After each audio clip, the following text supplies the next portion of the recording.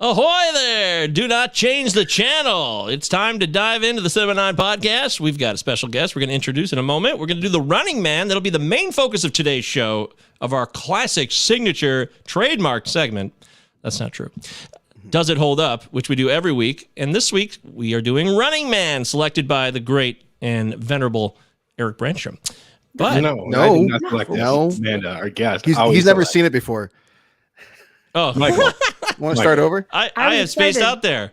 You're right. I don't know how I got locked in on that. That was you know, when you listen to the radio and you're like, how did that person not realize what they just said? That just happened to me. And that doesn't happen very often. So, yeah, this was definitely not selected by Eric. It's his first viewing, and we'll hear about that later in the show. But our guest today is the one who selected the Running Man, not just Running Man. And she is an old alum of Heartland High School, which is how we all came to know each other once upon a time when we were clueless. Now we know it all, and we've mastered life. So we figured, why not bring Amanda on the show? Welcome in, Amanda Luttman-Hallbeck.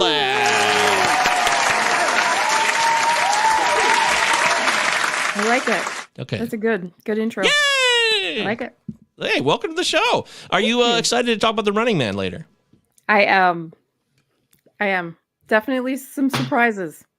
Are you excited to be introduced with what high school you went to? Pretty much. Yeah, that's okay. 30 years ago, our guest went to Heartland High School. I did. I went to high school, and that, yeah. She's qualified for the we podcast. topped out from there. All of us. Downhill. Oh, that's true. You're right. It's completely true. No, we're glad to have you here. I know that you're a supporter of our show, which means a lot. And now to turn it into a guest reality, this must be a big moment for you. It's kind of fun. I'm happy to be here. I think I had texted Travis and said, you need to have some more ladies on the show. Bring a little bit of a different perspective. We canceled? And then I go and select an Arnold Schwarzenegger action movie. So, yeah, right. Awesome. Classic chick flick. See, what you didn't do, though, is you didn't fall into the tropes. You went in a different direction. That's what I like about it. See, that is fresh. And all we care about is being fresh in the show. And that's why we're happy Amanda's here. She's going to talk about the Running Man with us. We'll dive deep into it. And, of course, we'll do our quarantine viewing picks. Amanda will offer some selections of her choosing. But first, we want to dive into the release. The Oscar nominations have been announced in the United States of America and the world overall. So now we can discuss them. Amanda, I'd like to ask real quick first, are you a big Oscar person? Are you someone who plops down on the couch every year, got to watch the Oscars, or take it or leave it? I used to be, and then kids. And so that's middle-aged kids. So it's gotten much harder to follow everything and keep track of everything. So the past bunch of years, it's been like the day after highlights. So I miss the exciting stuff happening live, unfortunately. But I like to, I'm kind of middle ground now. Middle ground. Well, I know these guys over here. Travis is like the biggest. I'm going to say Travis is the biggest Oscar fan on the show. That's what I'm going to say. That's probably true. I mean, Eric follows him as well, but I watch him every year. I always have watched him every year. I think there was like 1 year I missed or something, but ever since I was like 8 or 9 or so, I've been on board for every single one of them. Dude, I throw a party. I make a lasagna. I make a lasagna. Oscar lasagna. I don't make lasagna. Oscars. I'm there. He cares. I knew that would piss you off. I knew. I can see it in his face. There was lasagna carrying there. Well, I mean, the Oscars are something I think are overhyped, but I do understand that they're just always going to be a part of mainstream movie making, and I'm not going to deny that. We all know if you don't know, a lot of political crap. Amanda, are you familiar? There's a lot of games that get played behind the scenes with this stuff. So in preparation for this evening, I did a little homework, and I actually was going to ask you guys about that. I had no idea, and then it makes me question everything. Does it matter? Does merit matter? Is it all these political games? Is, gossip about who votes for whom, and these campaigns that cost all this money, and then if someone doesn't like you, you're screwed, and So yeah, what's the deal? For me, I think that you're giving it a prize for the best piece of art, which is that's so subjective. Mhm. To try and compare art and acting, it's a folly from the start. But at the same time, I just find it fun. As a spectator, since I'm not involved in the politics of the world, I can simply stand back and watch people walk down the red carpet and be like, oh, there's the speech, the big moment. I can get caught up in the pageantry, and that's fine with me. I don't need to know too much about how the sausage is made. I just like looking at the sausage on screen. I don't do requests. There was a time when I would get so pissed off if my favorite didn't win, but I've done my homework. I've done the research. You go down that rabbit hole, Amanda, and it's all yucky politics, money trading hands, organizations teaming up to campaign against other people. Like Golden Globes is literally they're like A24 and a lot of these major studios are owned by some of these affiliates of the Hollywood Foreign Press. So that's bad enough, but with the Oscars, it's just all money and shit. I don't care. Travis and I always talk about how the Screen Actors Guild, we really care about who wins those because that's a peer-based relationship organization. Mm-hmm. And yet the nominees for that were announced last week, and we didn't address it on the show. Kind of skipped that on accident. I missed that, but yeah, we got some. Wait, we did? Here. Yeah, wait. They've been announced. We haven't talked about them, but they were announced last week.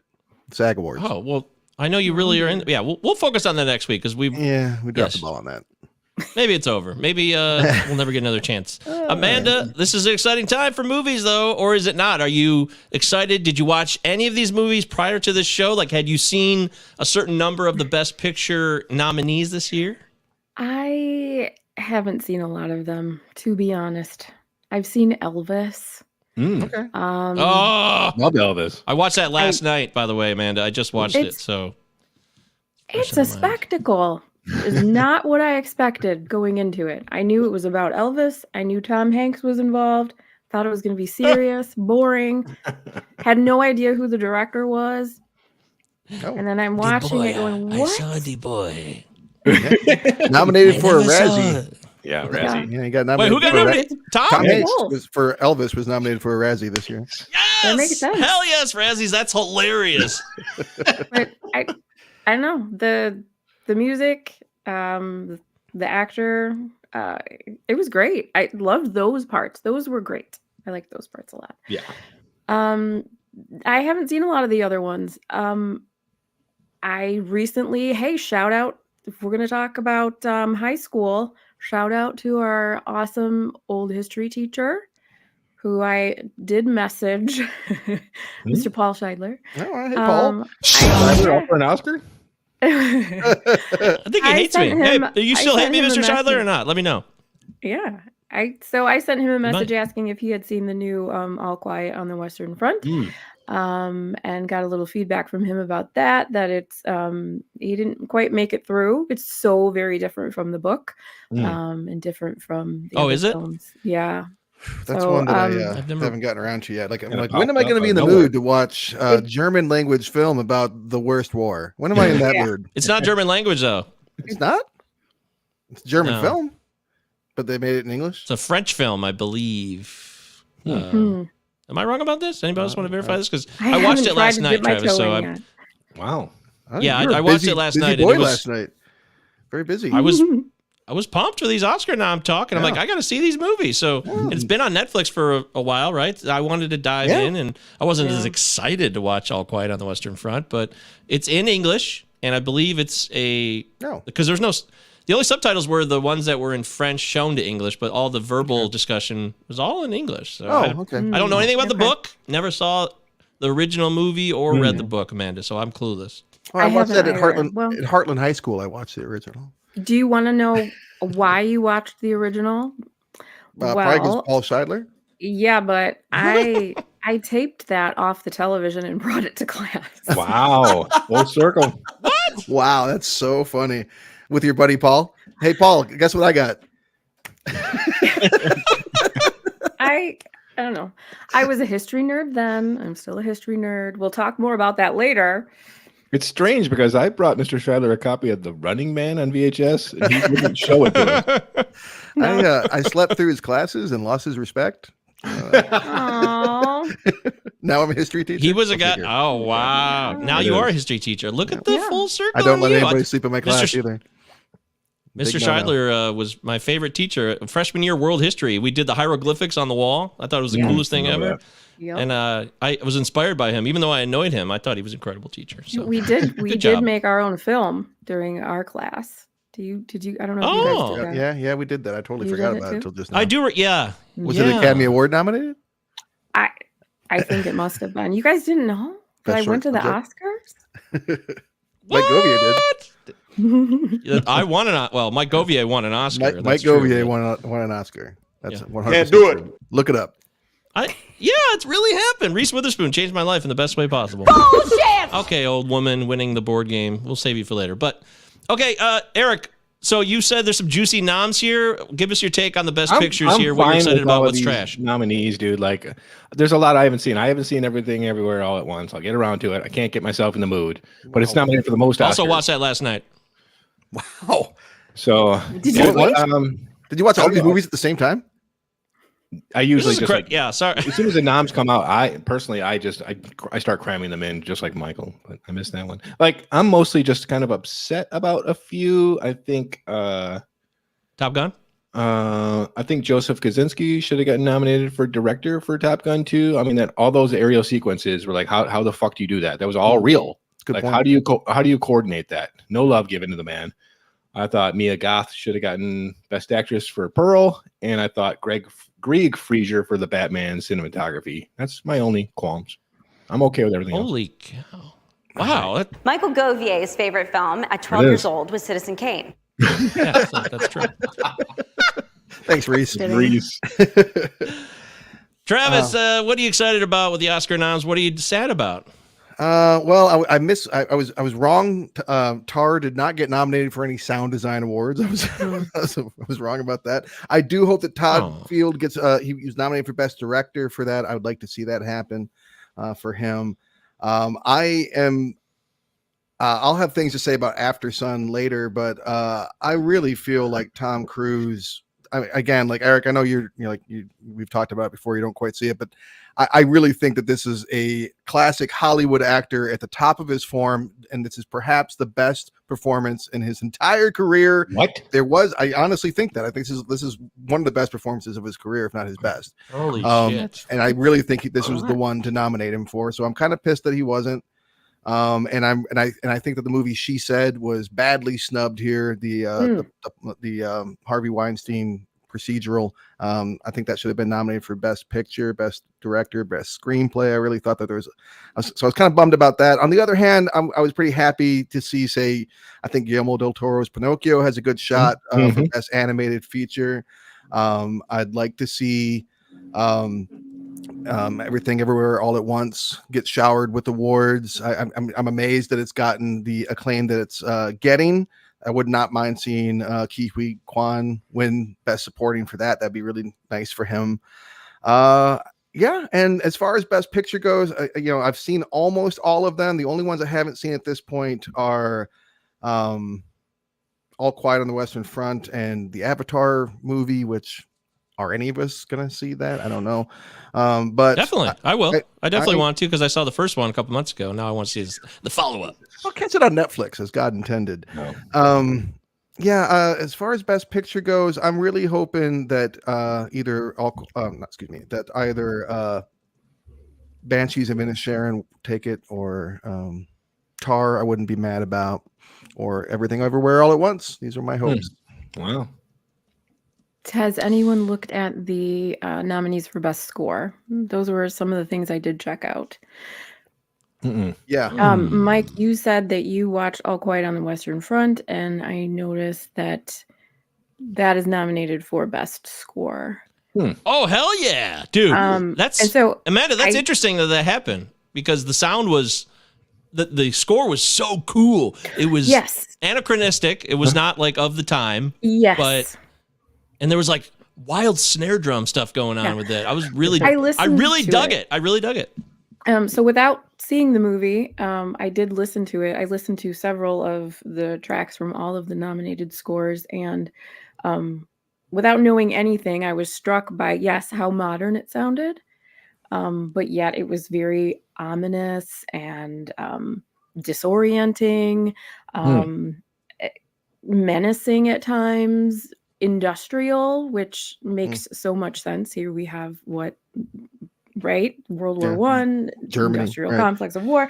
Sure. And then I looked up the composer. He is a former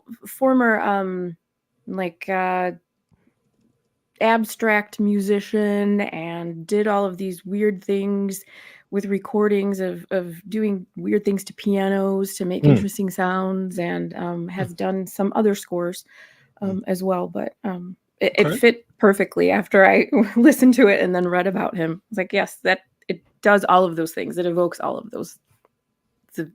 What I could think to be that movie. I would like to have seen Michael Giacchino get nominated for He's the Batman. That would have been nice. Boy. And I was bummed the LCD sound system didn't get nominated for best white noise. They really deserve it, I think, but whatever. Yes.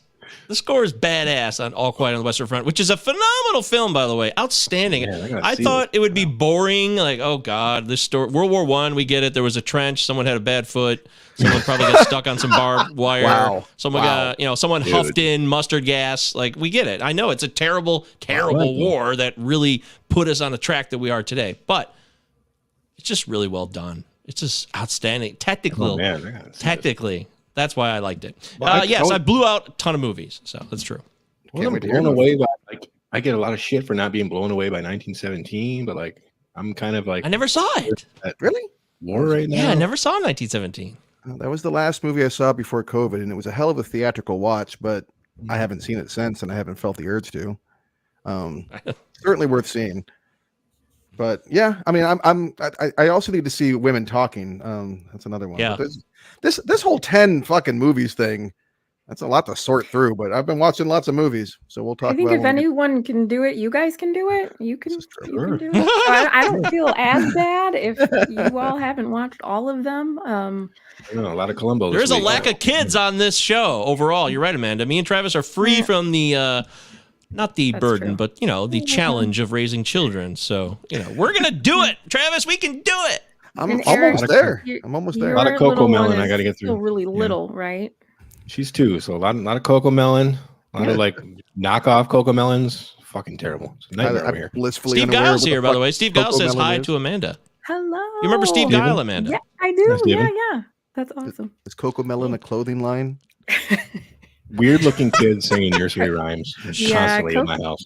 Coco Melon is a kid's YouTube expensive channel. Leggings, right? Expensive leggings, I believe. Lulu Melon. What happened to Lulu Melon? Lululemon. It's pronounced Coco Melon. Coco Melon. You're confused. Oh, okay.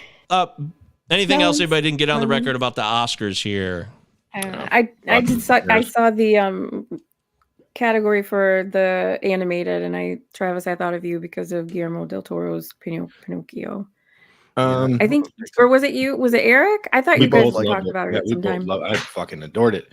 Okay. I'm sorry, but did I miss something? Did they not? Are they not doing that best fan Oscar? Did they decide not to do that? Clearly, they rescinded that last year. After the backlash, they came back out and said, no, actually, okay, we won't do that. You guys, you don't want that. Never mind. Turns out you don't like that idea. No, we hate it. Although you're going to nominate Avatar 2 and a fucking bunch of ridiculous movies. Again, over $1 billion, they get to be on the list. Blockbuster Entertainment Award, Blockbuster Movie Awards. It's very obvious. Yeah, it's very obvious, right? That's why Top Gun. That's why because they're just trying to draw people in. The biggest movies in terms of box office and amount of people that saw it are going to be drawn to the show. They're going to desperate for that. They've always been that way for the last 10 years. The Consolation Award. To be nominated. Oh, right. I mean, congratulations. No, you're right. It is. Hey, no argument here, Travis. No argument at all. Now I noticed I'm going to watch more of these. So yeah, I noticed Avatar wasn't nominated for best screenplay, for instance. I haven't heard many good things about the story. Probably it'll win best, special effects, but from the looks of it, that's fine. It looks like it. I mean, Top Gun, obviously, but we will see. Time will tell. We've gotten what, March 23rd, I want to say, somewhere around there is when the Academy Awards, or the 12th, or somewhere mid-March is when it's happening. So still have a while. You got a couple weeks, a few weeks, month and a half. Get on it. You got time. You got time to watch your shows, watch these movies. I can't believe how many I watched last night. You're right, Travis. It's incredible now that we're talking about it. Everywhere All at Once, All Quiet on the Western Front, Elvis, which is like 4 hours. And these are long movies. I think I watched another one. Everything Everywhere All at Once is 2.5 hours. So is it All Quiet? Yeah.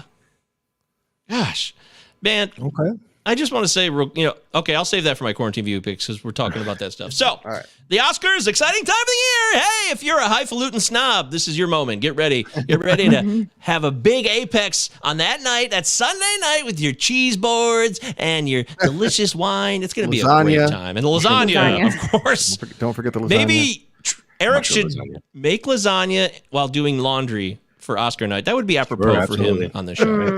I'll invite Michael Monroe and Kendrick. Yeah, you're gonna make and eat lasagna while watching other people do laundry. That's true. Yes. I'm watching YouTube videos. You're right. Making lasagna while I make lasagna. That's quality clarification. Thank you. All right, well, there it is. A little Oscar talk. Let's get into quarantine viewing picks. We call it that because we started it during the pandemic that happened with COVID, and now we just keep the name because it's fun. It's for those people who've been around since day one, but they're really just, hey, what you been watching? What would you like to recommend? What would you like to say don't watch in the near future? And, of course, cinnamoniPod at protonmail.com. Nope, it's Gmail now, just in case that was a test. That was a test. cinnamoniPod at gmail.com. Send us an email and 5-star review. Subscribe to the YouTube, all that jazz, all that good stuff. Travis Roy, what would you like to talk about today for your segment?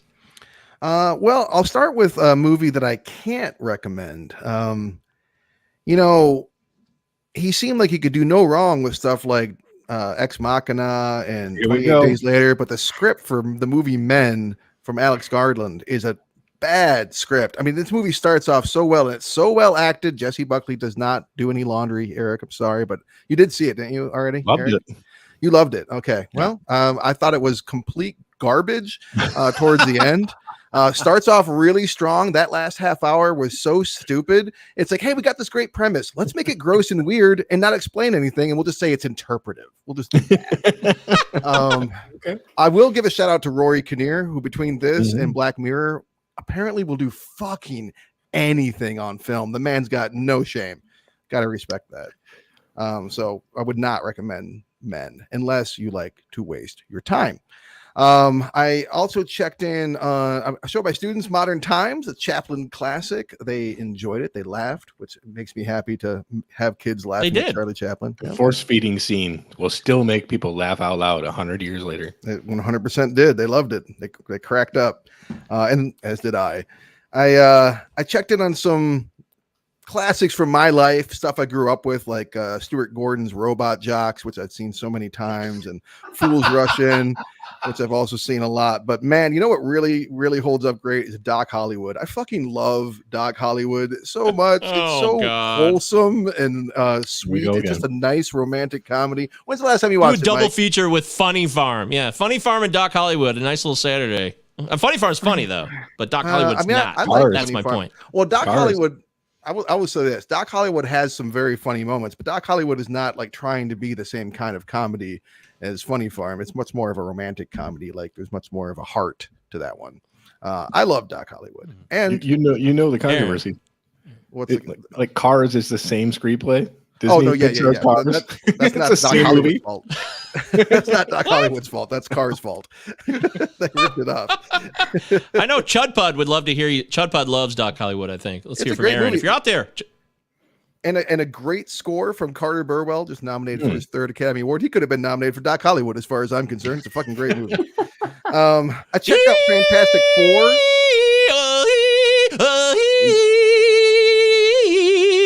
Little Carter Burwell for you. That's exactly what I think of when I hear Carter Burwell. Raising Arizona, his finest score.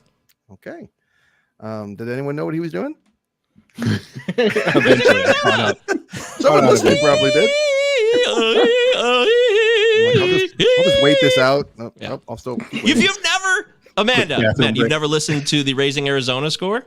I actually haven't. I know. fantastic. I'm sorry to let you down. Well, now you Mike. got something to do. No, you haven't let me down. You have something you can fire up on your Spotify now. Check it out. You're gonna like it. I think you will. It's better in context with the movie, I would say. I don't know. I don't even want to like work out to that. Maybe just Mike doing that. I'd work out to that. I checked in with Fantastic Four from 2015 because sometimes you want a piece of crap on the television just that you don't have to pay attention to. This movie is much maligned, and while it was bad, it wasn't as bad as I hoped it would be. It was more just mediocre. So I'm like, which one was that? This is the one where Miles Teller played. Yeah, and it had Michael B. Jordan as a Human Torch. It was a misfire. Major misfire. There was a big blue beam of light that shot into the sky at one point. I'm like, oh, this is definitely a superhero movie. There was some promise, and then it actually came out, right? I don't know. I did. Well, there's the whole thing too. I mean, not to long win, but the director. Remember, there was a lot of. Remember how he shit on the movie right before it came out because he like disowned it. It's a whole nightmare with that movie. Yeah, it's a pretty famous piece of crap. Which I watched because I like to I like to watch pieces of crap sometimes. I'll do it. But I also like to watch good movies. So I definitely went out of my way to, I've been dutifully watching the Academy Award stuff that I thought would be nominated, especially because I like to try and get it in actually before the nominations because like your expectations change. Like I watched Triangle of Sadness, for instance, and I fucking loved it. It was great. So funny. But if I watch it like, today, I feel like I'd be like, well, how good is the direction? How good is this? How good is that? But I really, really enjoyed it. I mean, this has been a year of takedowns of capitalism with stuff like The Menu and Glass Onion. But this is just a punch, a fire, like a fist on fire, a punch in the face of capitalism. It's so fucking funny. Just an epic send up of our failed economic system. Definitely check out Triangle of Sadness. Luke Horlbeck, friend of the show. I want your opinion on this. I also checked out After Sun after Paul Mescal was nominated for Best Actor for this film. I'd heard a lot of things about this movie. I think I'm not qualified to be like an artsy like film reviewer guy because like I'm watching this movie as I'm watching the movie, I'm like looking at like reviews and people are just like, this is a masterpiece, this is amazing, this is so good. I'm just watching the movie like I'm so fucking bored. Remember like in the 70s and 80s when people would like stereotypically bore your neighbor by like, hey, I went on vacation, now I'm going to show you a slideshow of my vacation. Well, Eric, you really like The Lost Daughter, so you might like this, but to me this is the same fucking thing, like just watching somebody else on vacation. And not bad. I mean, the ending of After Sun was really nice, but man, you got to exercise some patience with the movie. It requires it. I will say the best movie that I watched this week, though, other than Triangle of Sadness, we talked about it last week, and all three of us said that we had no interest in ever watching this movie. Mid-90s, the A24 film written and directed by Jonah Hill. I thought, why not give it a shot? And I absolutely loved it. Have thought about it all week long. It made me think of movies like Gus Van Sant's Elephant. It made me think of Ryan Johnson's Brick. It made me think of other stuff that's like really, I'm kind of blanking. There's some like serious high school kind of like artsy stuff, but also it made me think of Game of Thrones and The Wire in that like in like how it like works at these human relationships and like politicking and like the hierarchies that get established, but it's like you're watching it with like 13, 12-year-old kids. And it is nostalgic, yes, but man, it's almost like watching a movie about my own childhood. It almost felt like in some places. Eric, you had a bit more of a sheltered childhood, so I don't know how much you would identify with some of this, but a lot of it, I thought of you and me, Mike, and like the times that we spent as kids just completely unsupervised and how we're in some ways lucky to have survived our adolescence. It's really, really good. I liked my mid-90s a lot. Does it do like the brick noir, like neo noir, or is it like play it straight? It's played straight. It's almost dreamlike, very realistic. It's like the pacing, I feel like, is what you're describing away. Yeah. Like it's dry, maybe is a word to throw out. It's dry, very realistic. Oh, Kids. Larry Clark's Kids was the other one I was thinking of. It's very, very raw and realistic. But not as raw as Kids, though. No, not as raw as Kids. Yeah. But there is some moments where, like, I mean, you're going to be uncomfortable. It's comparable to kids. I mean, I'm not no spoilers, but there is stuff where it's like, okay, I feel like this is a continuation of some of those themes. Woo! All right, thanks, Trav. What I'd said last week, bring up mid-90s, I did turn it off after 45 minutes. That's true, and I never went back to finish it. But I did feel like you would like it. That was in my head. I don't know if I expressed that properly last week, but I thought you might like it if you ever watch it. But it did say something that we didn't watch it. I think you should. That I also thought it got a lot better. Yeah, I thought it got. Yeah, I think it was 2018 when it came out. I think it got better as it went along too. Because at first I was less into it, but as it went on, I got more involved in the character. I'm gonna give it another chance. Yeah, I don't like to just leave a movie hanging like that, and things change for me all the time, so I will do that. Good call. Good call here. All right. By the way, Eric Brancham's going to share his thoughts, but Russell's popped in. He said, "Hey, everybody! I normally knocked out Captain Freedom's workout routine around this time, but I just wanted to drop in and say hi." Hi, Russell. Speaking of Larry Clark, like that's all his routine is. Gigantic dude, looks fucking ripped as hell. All the routine is this: wave your arms back and forth. Not very flexible. I will say that Russell was the master of the Larry Clark bully gif. That's why there's the Larry Clark connection there. So, God damn, there it is. Eric, what you got, buddy? I'll be quick. 2 seasons of Alfred Hitchcock Presents from the 50s. Each season is like 35 episodes long. Yeah. So I watched like 70 episodes of 30-minute long television from the 1950s. Fucking fantastic. I thought this was like a joke. And like I went back and I watched them and like, good. Every episode is fantastic. But sadly, they're bookended by Hitch, who like dumbs down the proceedings in the most ridiculous way. Before it starts, he's like, "What you're about to see is like he's like a chicken and like eggs." And he's like doing all this stupid shit, and then this intense, beautiful, allegorical piece of art happens. And then after he comes back and he's like, "Wasn't that fantastic?" He's like frying the eggs and then like beating the chicken to death. Like bookends these fantastic episodes with the dumbest shit you've ever seen. But a fantastic show. I'm so happy that there's more. That's really been tripping me up lately, and I'm not about to stop. But I did pause to watch Queen of Earth, Alex Ross Perry, who's like he's the king of like elevated mumblecore is the only way I can describe it. It's like mumblecore, but it's like elevated mumblecore. So like not just people sitting around making shit up and super boring. There's a little more to it. He did Her Smell, which I fucking loved with Elizabeth Moss in 2019. Fantastic film. This is so bad. It's so fucking boring. And I'm kind of pissed because like with how bad this was and how much I love Her Smell, I'm worried about his next project because he's doing a Pavement biopic. What? He's doing a Pavement movie. Yeah. He's doing a movie? Steve Malkmus, Pavement, the movie. Like people are going to play Steve Malkmus and Spiral Stairs?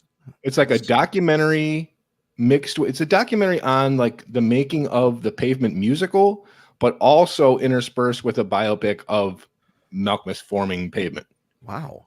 Yeah. Well, I can't think of anyone less capable to do it because Her Smell was fucking terrible. Loved it. Boring. If you loved Her Smell and then found this movie boring, I can only imagine that they use it to put people to death for euthanasia. This one certainly cures insomnia. And that's about it, man. I can't wait for this show to end so I can watch more Alfred Hitchcock Presents. Can't wait. Don't have to talk to you guys anymore. No offense. That's that theme. That's a classic theme. I'm just if somebody had asked me, "Hey, what is that?" I'm like, I don't know. How many more seasons are there, Eric? God love me. I think there might be 5 or 6. I hope to God there's at least 5 because it's so good. Like the guest stars are out of control. Joanne Woodward, Charles Bronson. It's been fantastic. Yeah, I grew up watching those. It was good stuff. Oh shit. I'm going to do something a little different here because I just want to make sure Amanda gets enough time and then I can adjust mine. So, Amanda, if you don't mind, would you like to go next? And then I'll follow you up and I can tighten up mine based. I want you to take your time, do as much as you want, and then I will follow suit. Yeah, you get a chit-chatty person on here as a fourth, and it's going to be a long episode. Yeah. Hey, damn right it is. That's why we got you on here. Let's do it. So normally I don't get to spend a lot of time watching movies, but as it so happened, these really are my quarantine viewing picks. I was sick with a cold, and so I got to watch a lot of movies. So it worked out well. I have things to talk about. I was texting with Travis quite a bit because I was just flipping through and selecting things that I had no idea what they were going to be like. And that was kind of fun. I did have one recommendation from friends, which was the Disney movie Encanto. I hadn't seen that, didn't really know anything about it. I had heard the Bruno song, and that was about it. I loved it. So good. I thought it was fantastic. It was so sweet. It was so nuanced for a Disney movie. Did it do well? I have no idea, but I thought it was great. The characters were great. This traumatic event happens, and then the way it shapes another generation and then another generation, family trauma, little things like the Bruno character. We do spoilers here? What's the deal here? Oh, absolutely. I mean, if you're, I mean, it's an older movie. So the Spoilers, Bruno get ready. character, you know, he was kind of scapegoated and blamed for things, and he basically, like, this is a depiction of mental illness, right? We've got like agoraphobia and OCD to cope with anxiety. There's all of this stuff going on in this movie. I was pretty surprised. And in the end, it wasn't what I expected. It wasn't just, oh, we're going to do this thing. I don't know. It was left a little ambiguous, and it wasn't, oh, we're going to give the character something to make it all okay. It was like, you're good. We're cool. We're cool with how people are. We're cool. So okay yeah, to be you. Exactly. So it was really good. Something random I had seen previews for a long time ago, and it was ridiculous and over the top and so funny. Barb and Star go to Vista Del Mar. Oh, Jesus. Okay. This looked to be some sort of middle-aged women go on a vacation, like these girls are getting their grooves back kind of thing. That's not just what it was. Have you seen this? Have you heard about it? Okay. Who's in it? I thought it was just about these nice women from Minnesota, Kristen Wiig and her friend, and they go on vacation. They have these upper Midwestern accents. It's going to be awesome. It's like Austin Powers. It is a satirical like spy and supervillain movie. I had no idea. It starts out, yes, exactly. I thought it was them sitting around getting like a tan, cracking jokes about like money and shit. No. It is a whole other thing. Kristen Wiig plays the supervillain character. She's got weird makeup on. It is so funny. The sidekick villain is Jamie Dornan, the actor who's, they are these sweet women from Minnesota, but then they are cracking sex jokes about getting it on with Jamie Dornan. There's also musical numbers. Weird. Just put it on for something to see, and I was sort of delighted and horrified at the same time because it was so different than what I knew. You not know if you liked it, or did you like it? I actually liked it. Maybe I'm not as critical as you guys, but it was funny. It was so over the top ridiculous that I had to laugh. Yeah. So if you're looking for something very bizarre, and I don't know if there was any press about this whole supervillain plot that reminded me of Austin Powers. They were pushing it. Like they came in character to like one of the award ceremonies, and like no one cared. No one saw the movie. It like lost so much money. But they were like, I don't think they advertised it enough, or maybe if they would have done it for what it was, it could have been something. But I thought it was just like Grace and Frankie, like light. Exactly. I thought that too. I thought it would be funny with the whole like northern Midwest politeness, like, oh, these two ladies are going to get wild, and I thought that would be fun. But yeah, it was so much more than that, and I don't think that they gave any of that away in any of the press. And I think the production company is I forget if it's one that's like a Will Ferrell production company or something like that. I think Kristen Wiig was a huge contributing factor to it, just because she does a couple of characters. But if you like her, if it was what they were Dirty Sanchez? What was that production company? Will Ferrell and Adam dissolved. McKay That's it. Dissolved. That's, dissolved. So maybe that's not why they didn't put money into it, because it well, was maybe. falling apart after they had made it. This Yeah. one was called like it sounded like a woman's name was the name of the Hmm. production company. They Unless still they have, yeah, because Will Ferrell's like kept the company and like changed the name. They still use like a similar logo, but not the same logo. It's something weird. So is it? Yeah, but so it just was so randomly entertaining that I have to say check that out. A recommendation from Travis, which was The Menu. Because of my culinary background, I think maybe he was like, she's gonna like this, but he didn't remember that I'm not so much in the horror. So horror? again, going in with zero expectation of this movie, I loved it. I was laughing. I messaged him like, is it okay to laugh? Because there's parts that are so funny. I was cracking up.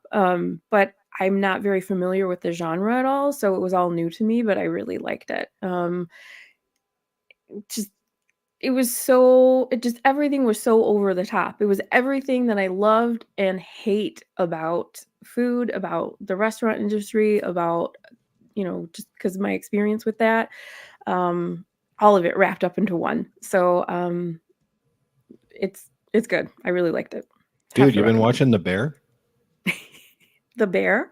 You got to watch The Bear on Hulu. Yeah, if you you want the ultimate culinary like job TV show, The Bear is top notch. Wait, is this is it fiction? Yeah, it's fiction. It's like about like a guy that goes from the French Laundry to work in his family's sandwich shop. Oh, okay. Yeah, it's based in Chicago, and it's really good. Yeah, you'll probably like it. That's where I went to culinary school, so I will like that. You should watch it. Exactly. And then my most exciting discovery of randomness was The Northman. I'm not sure if you guys have talked about that on here yet, but again, didn't know anything about it. And I thought Vikings, awesome. Skarsgård, awesome. Let's put that on. I expected it to be Game of Thronesy. I expected it to be like that. 15 minutes in, I'm like, what the hell is going on here? This is so weird. This reminds me of like A Lion in Winter or Macbeth. Just very strange. Just the whole style was not what I expected. But then I got a hot tip that I was kind of on the right thought there with the origin of the story and everything like that. This is where my history nerd stuff comes out, and just I have a particular affinity to Viking history. So as I was watching it, even in the opening scenes, and there was so much that was historically accurate, I was nerding out. The costuming was amazing. There were pieces of jewelry that were replicas of things I have seen from, dig sites, not personally, but like in academic papers, in, photographs of. So, and then, okay, well, then I learn about the director and kind of what he's known for, and that's his thing. And yeah, I was blown away. It was really exciting to see something with that level of historical accuracy, to see some of the tropes fall by the wayside. But yet there were still fantasy elements because it was based on a legend. Yeah, I just was blown away by it. I would not have minded seeing some Oscar love for that movie as well. Skarsgård in particular. Yeah. Gotten the best actor nom as far as I'm concerned. Mike's making a bad face like, no. Did you see it, Mike? I wouldn't. No, hell no. I wouldn't. But I don't know I love that you history. Amanda, I'm a big history buff like you.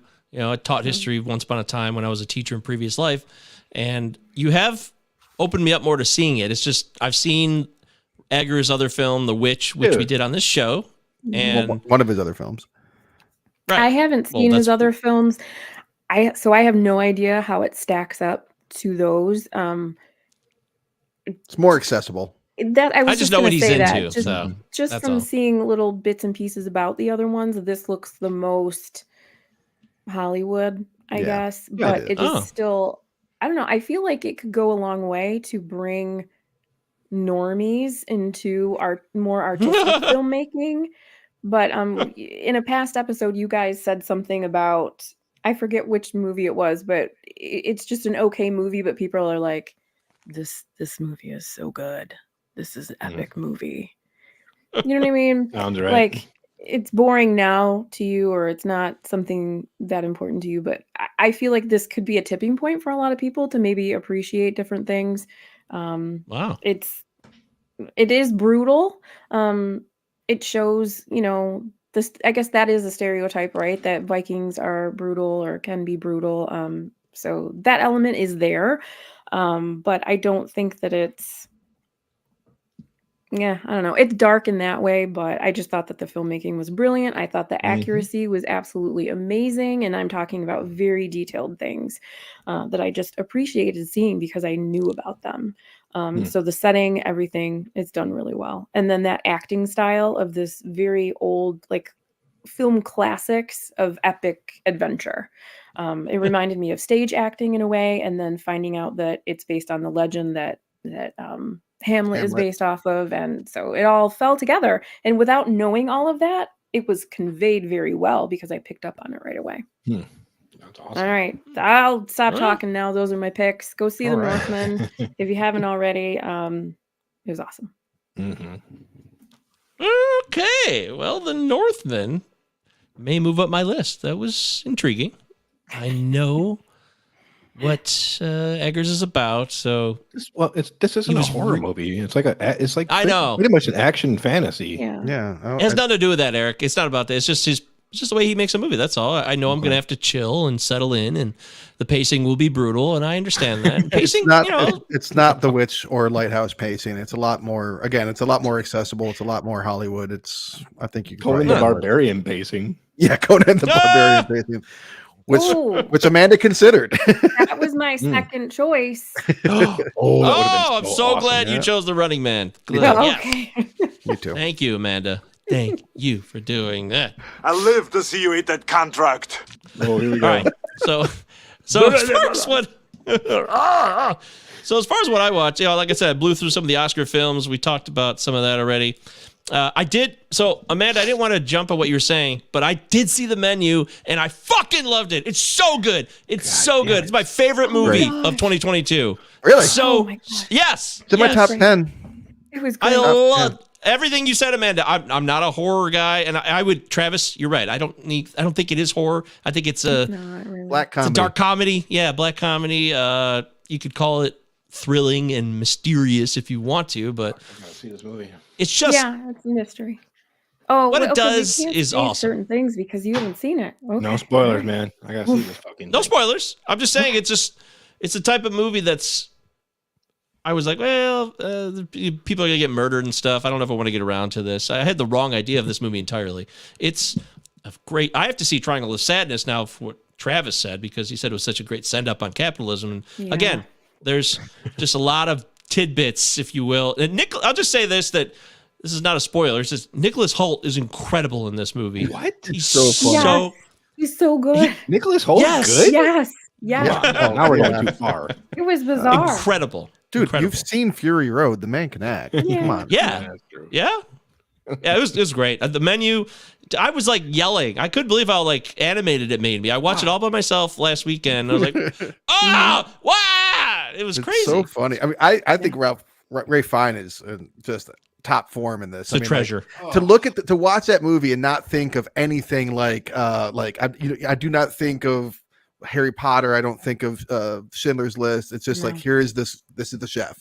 I just saw the character, and that's the best. That is the best. And the actress, who's the actress that plays the Anya Taylor-Joy? Yeah, who's also in The Northman. Her.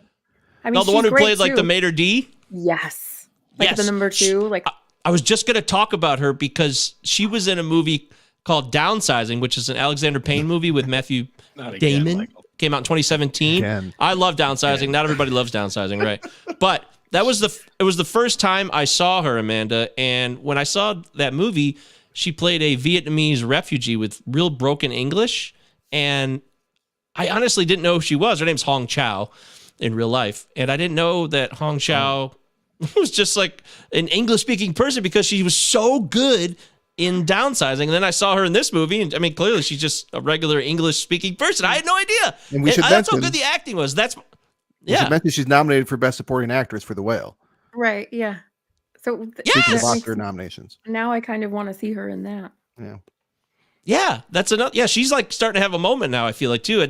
She was Good great. year. I completely agree with you, Amanda. She was a beautiful... Okay, I can't say anything else because Eric hasn't seen it. But there were, I don't know. And listeners may not have seen it as well. Yeah. Let's consider them. There were Who cares about these people? Who are they? Listeners? Viewers? Who are you? Everyone was very dedicated. The characters were great. Oh, guess who's blowing in? Luke Horvath. Man, I wish I could hear what you're all saying. Amanda blew my mind with her take on 8mm back in the day.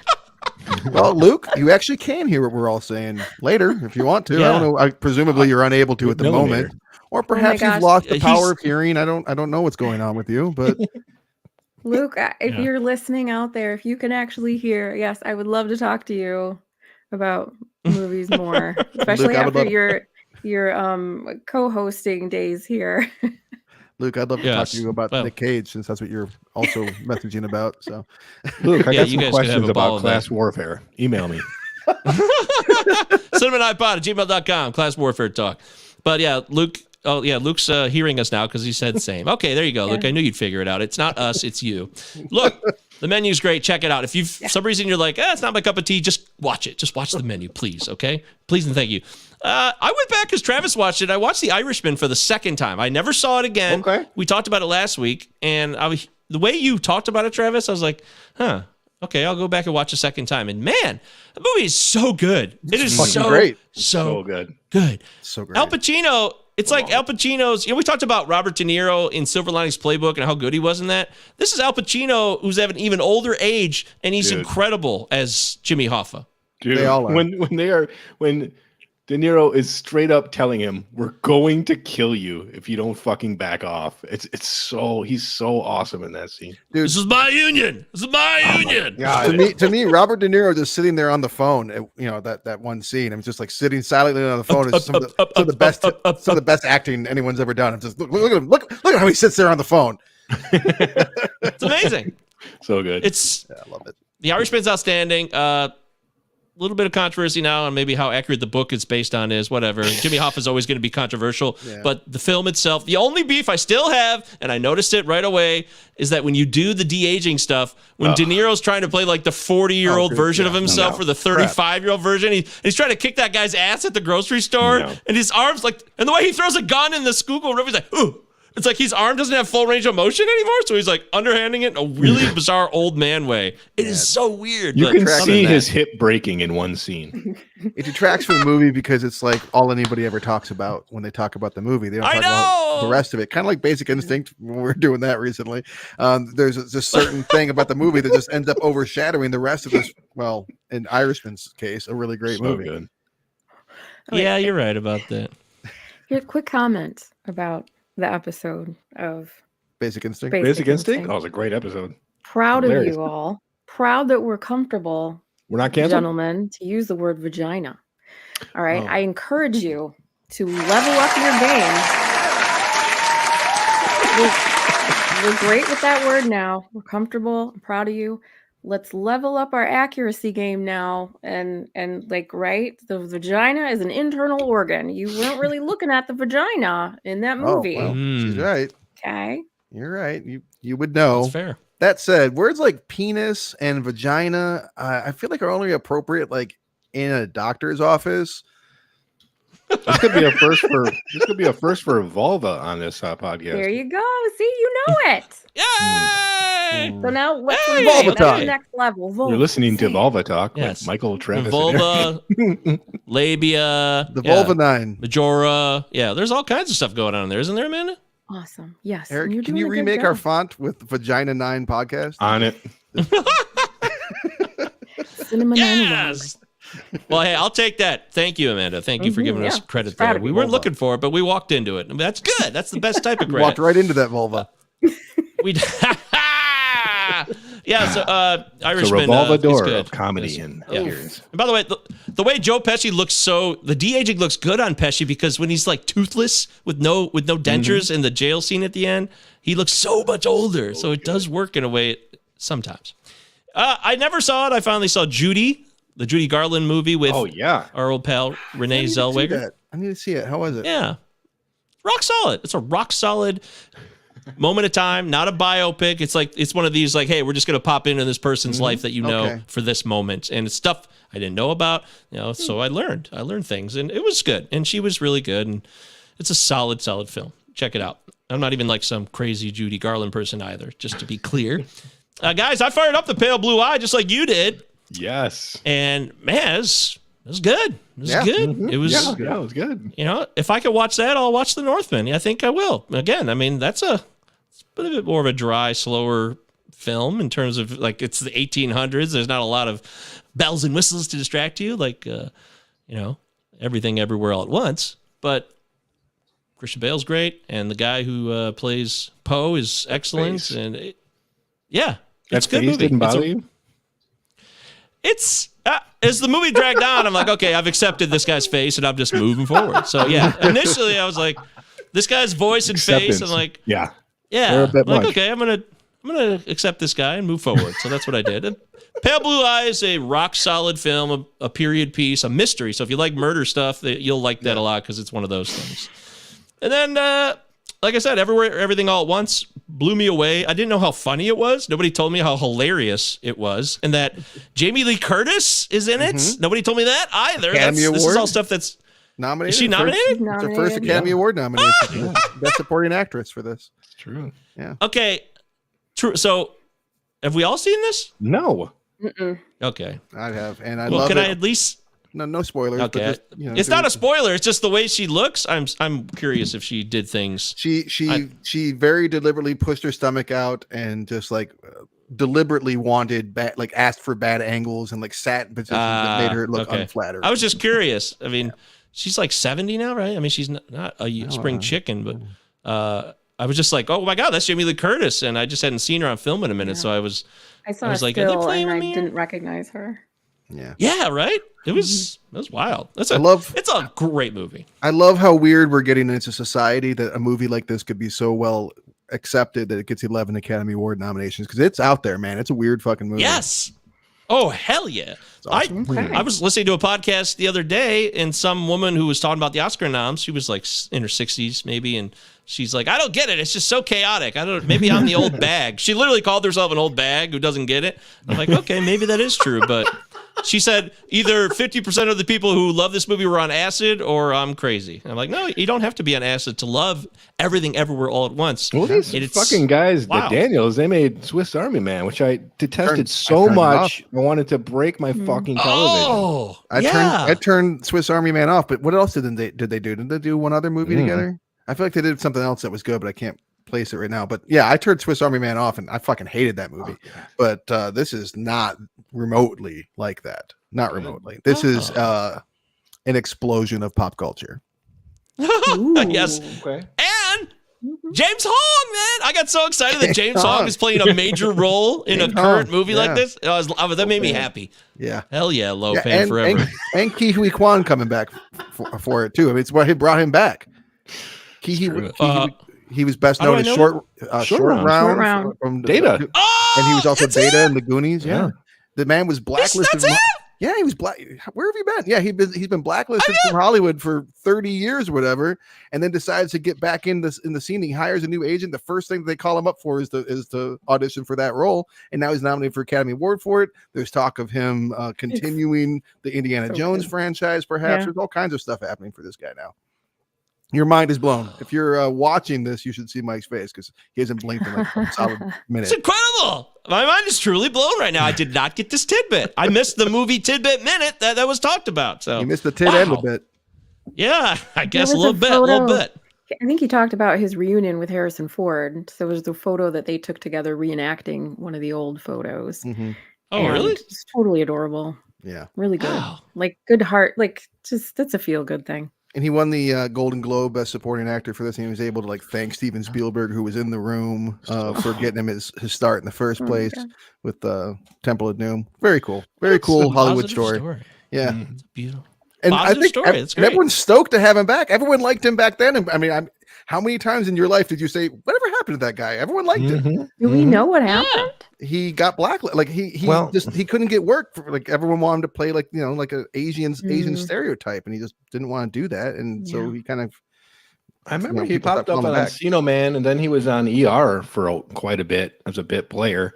But he was a fight choreographer for quite a long time too. He did the fight choreography on the X-Men movies. No shit. Yeah, I didn't know that. That's cool. Maybe he was busy selling fanny packs. I don't know. Good for All him. right, I want to say it.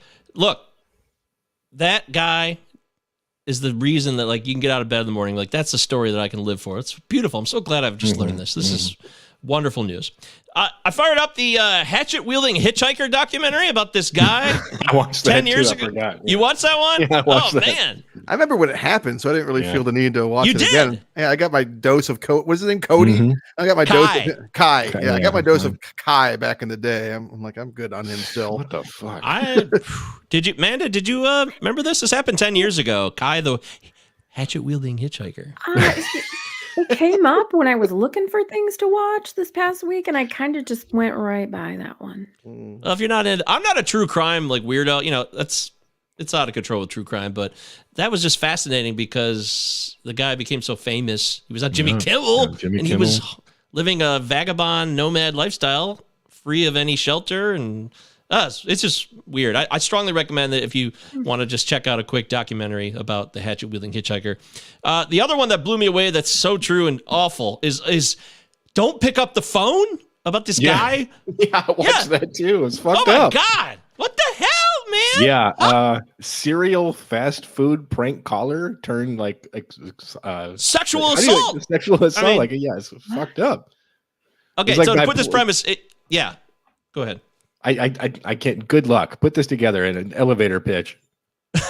Yeah, well, to succinctly tell you this, the guy back in from 94 to about 2004, all across America, this guy's using calling cards and he's just calling all these fast food restaurants in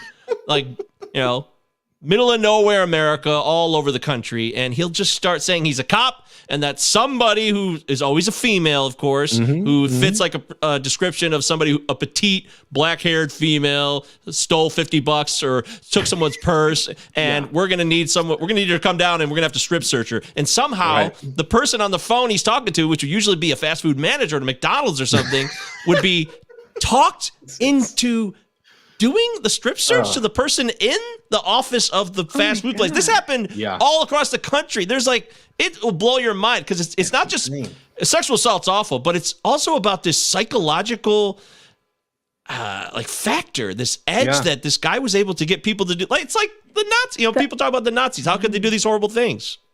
I could get into Crazy. that about the menu.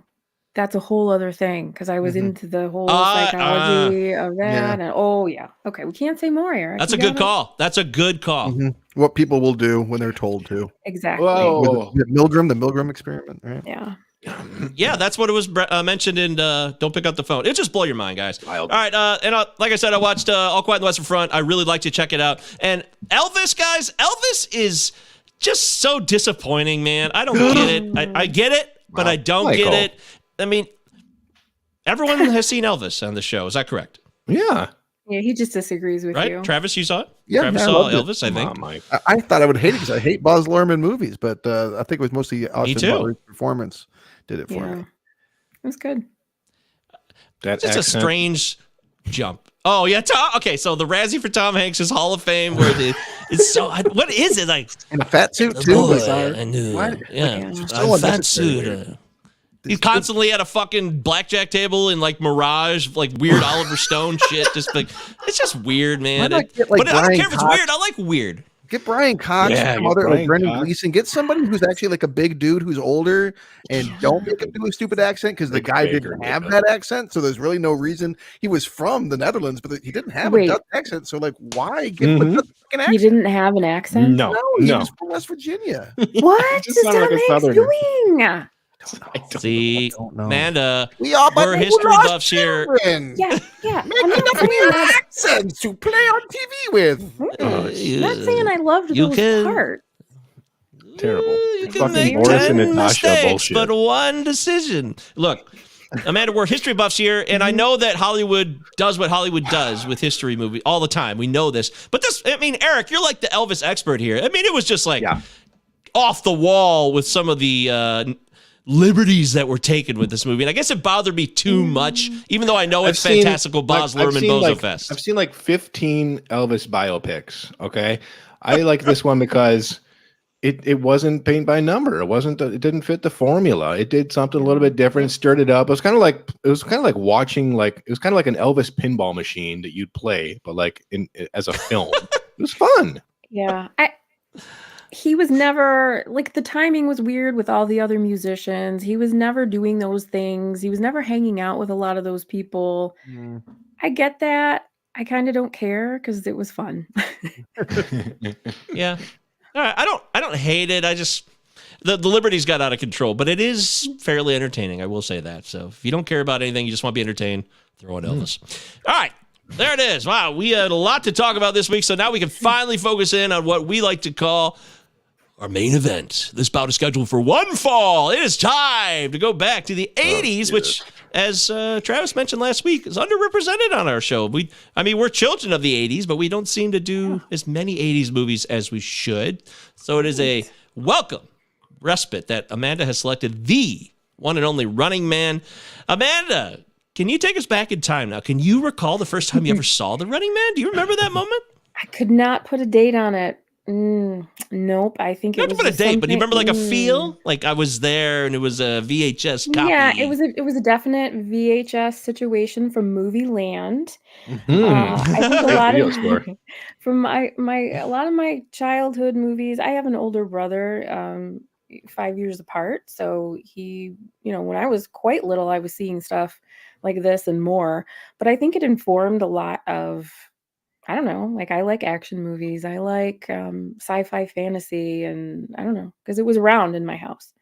So yeah, it was a VHS situation. I did not remember a lot of this, but I wanted to do something that was definitely stuck to the concept of this, of does it hold up? Hasn't been something that I've seen since I was a kid, and I wanted to find out, does it hold up? All right. Yeah. Wow. Okay. So yeah, Travis, I what was about you? surprised by a lot of it. Yeah, I believe we probably rented the same copy from Movie Land when I was growing up. I can still see like that silver with the red writing. Like I can still see it because we rented it more than once. And then my mom and dad broke up, and my mom started dating a guy that would record movies for us. So we had like a copy of that really early. I remember being like, we own Running Man. We can watch this anytime we want. Cool kid on the block. Right? And I literally feel like, this is among the first movies that I remember seeing. Like this, Predator, Never Ending Story are like among the movies that like I remember seeing first in my life and watching over and over again. And man, I watched this a lot. Once we had a copy in the house, I watched this a lot. But I was thinking about, when I watched it the night before last or last night, I was like, when did I last watch this? And probably sometime in the 90s. As many times as I've seen it, it has been a long time. So I was really happy to revisit it. Ladies and gentlemen, if you'll please bear with us, we're experiencing technical difficulties. Everybody hang in there. Eric Brandstrom, the Running Man. There's no way you got to see this when you were a boy. Are you kidding me, dude? You guys know goddamn well that I wasn't allowed to watch rated R films until the early 90s. When I finally was able to watch some of these adult-oriented pictures, I went back into Schwarzenegger's roster. Commando, I watched immediately. Original Terminator, absolutely. Red Dawn, sure. Conan the Barbarian. But I always skipped the Running Man, mostly because it looked so fucking stupid. I never bothered to watch it. I'm like, Arnold running around in tights? Like, what is this, American Gladiators? I didn't care about it. I just always passed it up until last night. And today, I watched it twice. And I've got a lot to say. Oh, boy. Coming in hot. Ooh, that's right. The Running Man was a VHS copy once again. Really feels like Grandpappy's VHS collection, which I've mentioned on the show recently before. He dubbed everything he had from Blockbuster and then some. And he definitely had this copy at my dad's house. Hey, Dad, if you're watching or listening to this, we totally had a Running Man copy that was dubbed, right? It was in that classic pull-out, like wood-paneled front, VHS. like black plastic. Yeah, we all had that. Yes! See? Oh, man, that is so classic. Guile says, the last time I saw The Running Man was that very copy at Travis's house. That's probably true. That has to be true, absolutely. But I definitely saw it when, I'd say, early 90s. Like, it was sitting there, and I fired it up. So I can't remember exactly what day it was, like you, Amanda. I don't recall, but I watched it many, many times on VHS after that.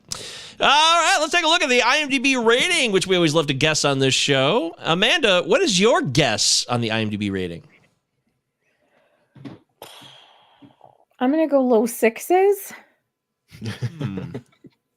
Is it generous? Oh. Is that generous? Like 6? It's your call, your choice. Oh, 6. Stick to your guns. 6-3. Okay. I was thinking 6-5. 6-1. Really? What? Oh man, maybe I was gonna say it's like a 7, like just a rock solid 7. Am I crazy? Michael. I guess we'll find out. We're running the gamut here as far as Oh, what is it? Yeah, it's a 6-6. I win. Okay. Well, I like to I win. mean, it's Travis Hey. closes without going over. great job. Great job. 67% from the critics on the thermometer with a 60%. What? A 60% audience score. What the hell is wrong with the audience? I don't understand. Oh. I'm really surprised by that. But didn't they see this when they were 8 years old? Don't they understand how amazing this is to an 8-year-old? Oh boy, that says it Maybe all. that's what it is. You Okay. encapsulated it. I thought the audience. I just thought this was a movie that the audience would love a lot more than the critics. I guess. I thought they were having more fun. What do I know? Let's look at some critical reviews, as we always like to share on here. We've got people like Bill Goody Koontz might be checking in. He's always out there lurking. Do you know? Goody Koontz? It's early for. Do you know Goody Koontz, Amanda? You know his work? Only by name from you guys. But I keep wanting to sing like Goody Koontz, Goody Koontz, Goody Koontz. Like, Yeah. Is that Adam Ant song? Yeah, it is. Yeah. Hey. Don't see, turn off. Goody Koontz. Oh, guys, how about this? Right off the bat, Destin Thompson. Yes. Shut up. Really? In the year 2000, he reviewed this. Oh, wow. Okay. So, Year 2000. 2000. Destin said, "You want to know if The Running Man is a good time macho show, right? Stay at home and watch professional wrestling." Ah, Destin. Well, hey, a lot has changed since 2000. Yeah, maybe we need an update, Destin. We'd love to have you come on Cinema 9 and give us your updated opinion on The Running Man. Good old Eebs wrote about this, of course, and talked about it. Eebs. He said that the movie's problem is that all of the action scenes are versions of the same scenario. Yeah. He's not That's wrong fair. about that. That. Yeah. Pretty good point. It's kind of like repetitive. Like, okay, the next badass comes in. Arnold's going to take him down. Next badass is just like a different. Turn the weapon on. What itself. element will this villain be using to kill people with? Water? Drown him. Yeah, chill out. Vincent Canby of the New York Times, an esteemed paper, said, "It's not quite network." Wow. But I'll say. wow. But No, then he's it right. also doesn't take itself too seriously. That's right. It doesn't take itself too seriously, Yeah. Vincent. Yeah. Yeah, I like that. It has fun with that whole enterprise, but it doesn't go too far. It's satirical, but still fun. Mm-hmm. It's pretty light on the reviews. Otherwise, I can give you Adam Naiman from The Ringer on 2019. So this is a little more recent. However far away from the book's original vision the movie may stray, it ends up right in Arnold's wheelhouse, letting him dispatch a series of worthy rivals with aplomb. Ooh, a plum. Yeah, Nice how about program that? there? Yeah. I like plums. I love a good plum, yes. And finally, how about Never had a plum. Variety? The staff, it just says Variety staff. It doesn't even say a person. Just Ooh, as they didn't want their byline on that. Anonymous. Yeah, clearly, right? The Variety staff person in 2008 said this: Schwarzenegger sadistically dispatches the baddies, enunciating typical wisecrack remarks, many repeated from his previous films, but it's all too easy. Many repeated. Some guy from the mailroom at Variety submitted like an anonymous review. Isn't that hilarious? Yeah. You really fucked up, buddy. I don't remember that line. Is that a good one? I don't remember that. Okay, speaking of that, Drinking? I would like to know, was Arnold trying to make "I'll be back" like a catchphrase? Oh, Not okay. So this was like, okay, I'm trying to make this happen for not just me, or for me, not just in the Terminator. Like, Yeah, in the this script, I thing- read that the line was like, "I'm going to be coming back for you. Like you'll see me again." But Arnold convinced the director to change it. And I think he's chomping cigars in this. He's chomping cigars in Predator. I think that he is a guy who's very aware of building a brand, and like he's never was like someone who's like, what can I do in service to this character? He's no Rory Kinnear.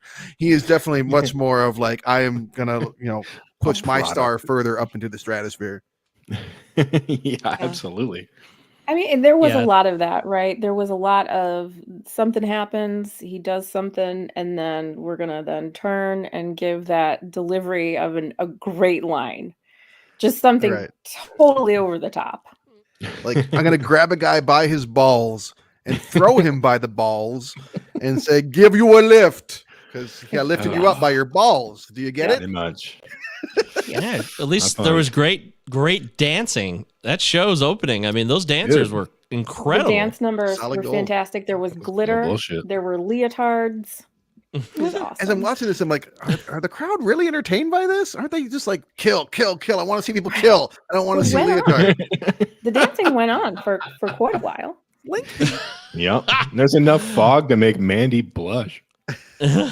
Speaking of Mandy, I mean, did you notice that the chainsaw fight scene? It has to be directly inspired by Buzzsaw versus Ben Richards. Panos Cosmatos is clearly a big fan of the Running Man. Even the Reds are all there. I'm watching this. I'm like, this is Mandy, or Mandy's this. Yeah, pretty much. Oh, wow. Love it. Yeah, I didn't know that. So you got this crowd you got this crowd in the Running Man studio, and then you got this other world outside, gambling freaks who are in this, like, it looks so much like a John Carpenter post-apocalyptic world. Yeah, like, I feel like John Carpenter literally should have gotten credit just for, hey, we're basically using John Carpenter's work as our layout for this outdoor gambling industrial post-apocalyptic nightmare situation we got with a chalkboard, by the way. It's all digital, it's the future, but we got a fucking chalkboard? Is that right? Better than that, shanty towns with giant screen billboard-sized TVs that's a good commentary. Here's your bread and circuses. Just fucking watch this and shut up. Yes, they're the plebs. Exactly. Classic. Demolition Man, same thing. The Morlock slip and the subterranean hellhole. Come on. Yeah. So this actually makes me wonder about the audience score. And there's quite a bit of poking fun. The audience in the film, they're not the good guys, right? I don't know. So I think it makes people a little uncomfortable. Like, this film is poking fun at us, the consumer. I don't like this. I don't like how this makes me feel. So I'm wondering if that has something to do with the audience score. Good point.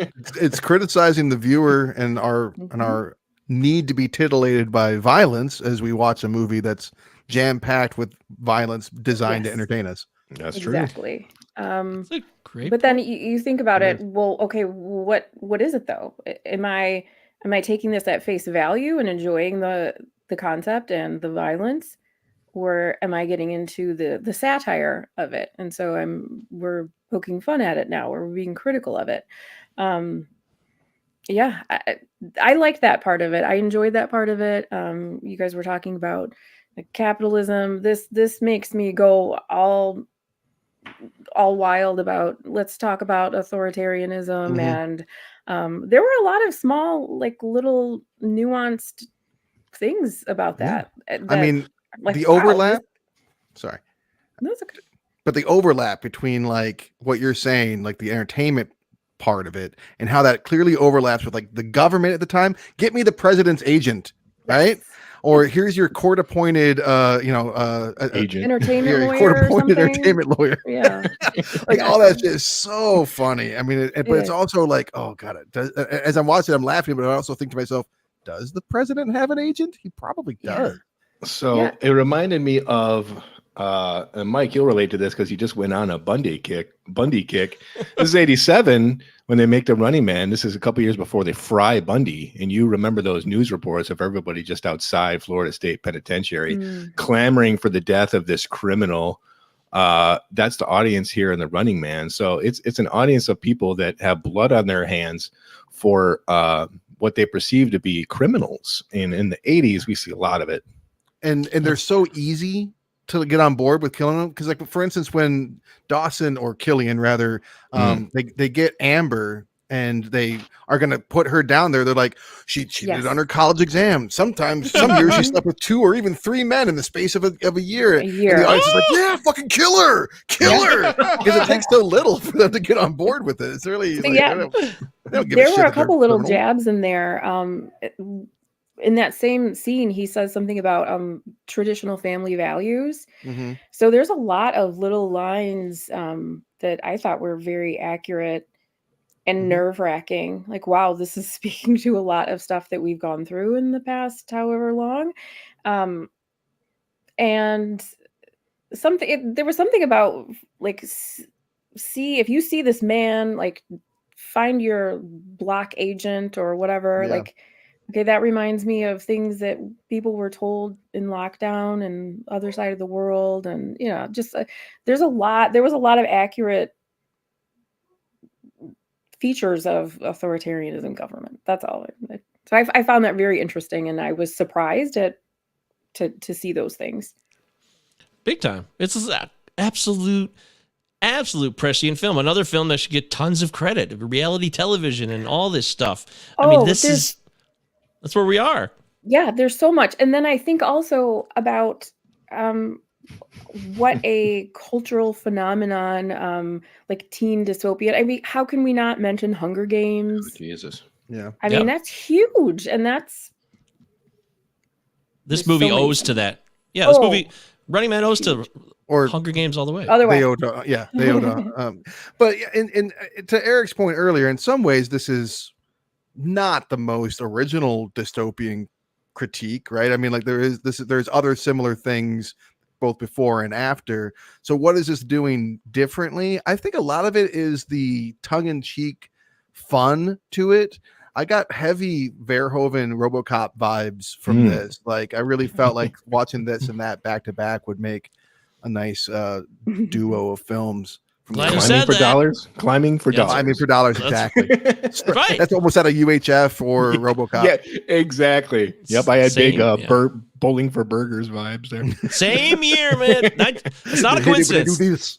It's not a coincidence. These both come out in 87. They're both dystopian masterpieces with a great sense of humor. That's the key difference. If we're talking about, Eric said this has been done before, it hasn't been done this funny. Yes, the guy mentioned Network, one of his reviews that we mentioned a little while ago. Which is funny. Sure, Network is a very funny film, also very prescient and dramatic. It's got everything. And this movie doesn't have everything, but it's really, really funny. Forget the one-liners. It has nothing to do with that. It has to do with the setups and the quips from the other characters. We got Kurt Fuller in this, and we got a really guy. Yeah, the tech guy. And we've they've got all those characters who play these bad dudes. You got Jim Brown mixed in, and everybody is funny. Some of these guys are annoying, I guess. They're not as funny as others, but you could pick your poison of which of the bad guys / killers, you will, that your favorite, and they bring out the most joy and you think are the funniest. But either way, they all bring something to the table, even if it's kind of lame with the layout of the Arnold survives and then does another thing. I get that. That gets real tiring. Right. There's like, there's one more stalker left. And then there's like, okay, we got Captain Freedom left. But you know what I also really loved about this movie, speaking of being prescient, when they do a deep fake of Captain Freedom killing 2 other people and superimpose their faces on it, which here we are. We're in that moment now. And the Butchers of Bakersfield videos, 2 of them. The Butchers of Bakersfield, exactly. So the way that editing can be done and spun, and the way that people can, innocent people can be absolutely excoriated in public for this, something people have no real concept over because it's all been doctored. We're in that now, and it's only going to get worse. Did you bring this up in the Wag the Dog episode? Because this precedes it by 10 years, man. Come on now. Yeah. Well, I hadn't seen it in a long time, so I'd forgotten that part.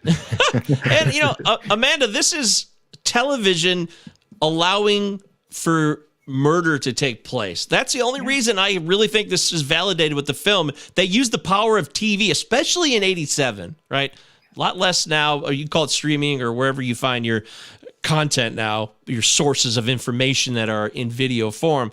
But in 87, TV, if it said it, a lot of people are like, well, it's coming here on my television. These are currently in this time frame. I know it's a futuristic film too. It moves ahead in time, but it's taking the concept of 87 that, hey, we trust everything that the television tells us. And if murdering's cool on TV, then, hey, we're up for it. Let's go for it. Did it freak anyone else out at the beginning of the movie when it said the year is 2017? I laughed.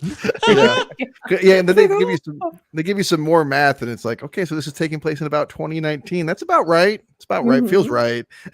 I love how this is the second movie this year that we're pretty much on the money for our future dates. Soylent Green was 2019, I think. Demolition Man we did. I think it was 2022. It actually was 2022. Soylent Green was. Yeah. But yeah, man, going back to television in the 80s, like I got reminded a lot about, I have so much to say about Richard Dawson, but he reminds me a lot of Phil Donahue in this. And Donahue in the 80s was fucking huge. If you want to talk about the influence somebody on a talk show can make towards people that are fucking unusual, like people lived in the 80s absolutely fearful of transvestites, of people that worshiped a different religion than they did, all because of a daytime television show. And what I kind of would have liked to see from The Running Man is a little bit more of a scope of the hierarchy at ISC? I believe it's IBS, I believe. Is it? No. Irritable bowel syndrome? What? That's right. Exactly. It's something like ICB. Because Killian pretty much runs everything. And in the 80s, you got like Ted Turner who runs everything, but he's got his underlings too, and the people that work for him. I kind of would have liked to see more people in that organization. We brought up network. Like Chayefsky has like 5 people that we get to know really well who are running the network, and they all have different perspectives on what they are doing and trying to achieve here. I kind of like to see a little bit more here. Well, I don't know that I needed personally more background with the fucking guy C from the studios, but I take your point. I what about the because if anything for me it's not them that I wanted more of, it was the revolutionaries. Like, thank you Dweezil Zappa for showing up. Mick Fleetwood. As Mick Fleetwood. He's like talking about his songs and shit. I'm like, this is just. So that's why Tom Petty is playing Tom Petty in The Postman. It's an homage. Yeah, that's exactly right. Must be. Yep.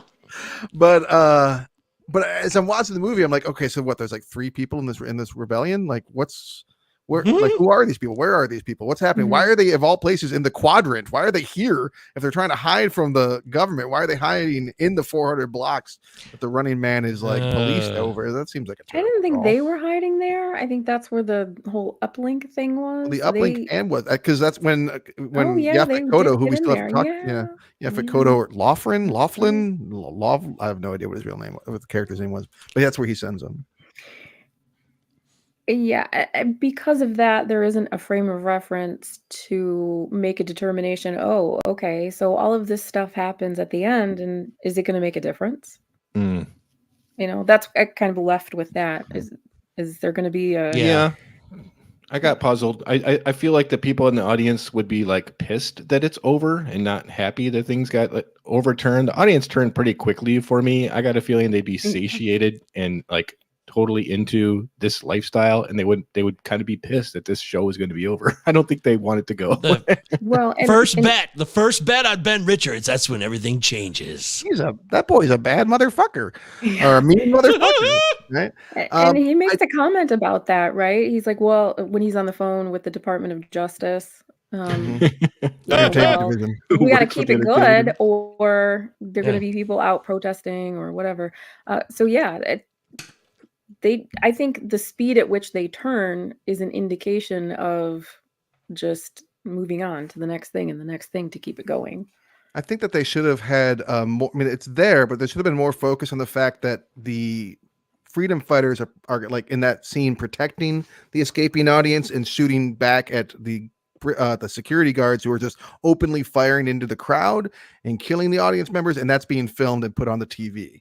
So like you know that's happening, but it's not really made super apparent. And I feel like if like even the people that are like on board with this, once it got to that point, maybe then they're like, oh, so now they've lied to us about previous winners, and they've lied to us about the stakes, they've lied to us about the fact that this guy's not a killer after all, and they're now killing their own audience members. Like maybe I don't like this show. I'd like to talk about the score for a moment, if I can. You want to talk about the score? It's a great score. Faltermeyer. Harold Faltermeyer, best known for Axel F.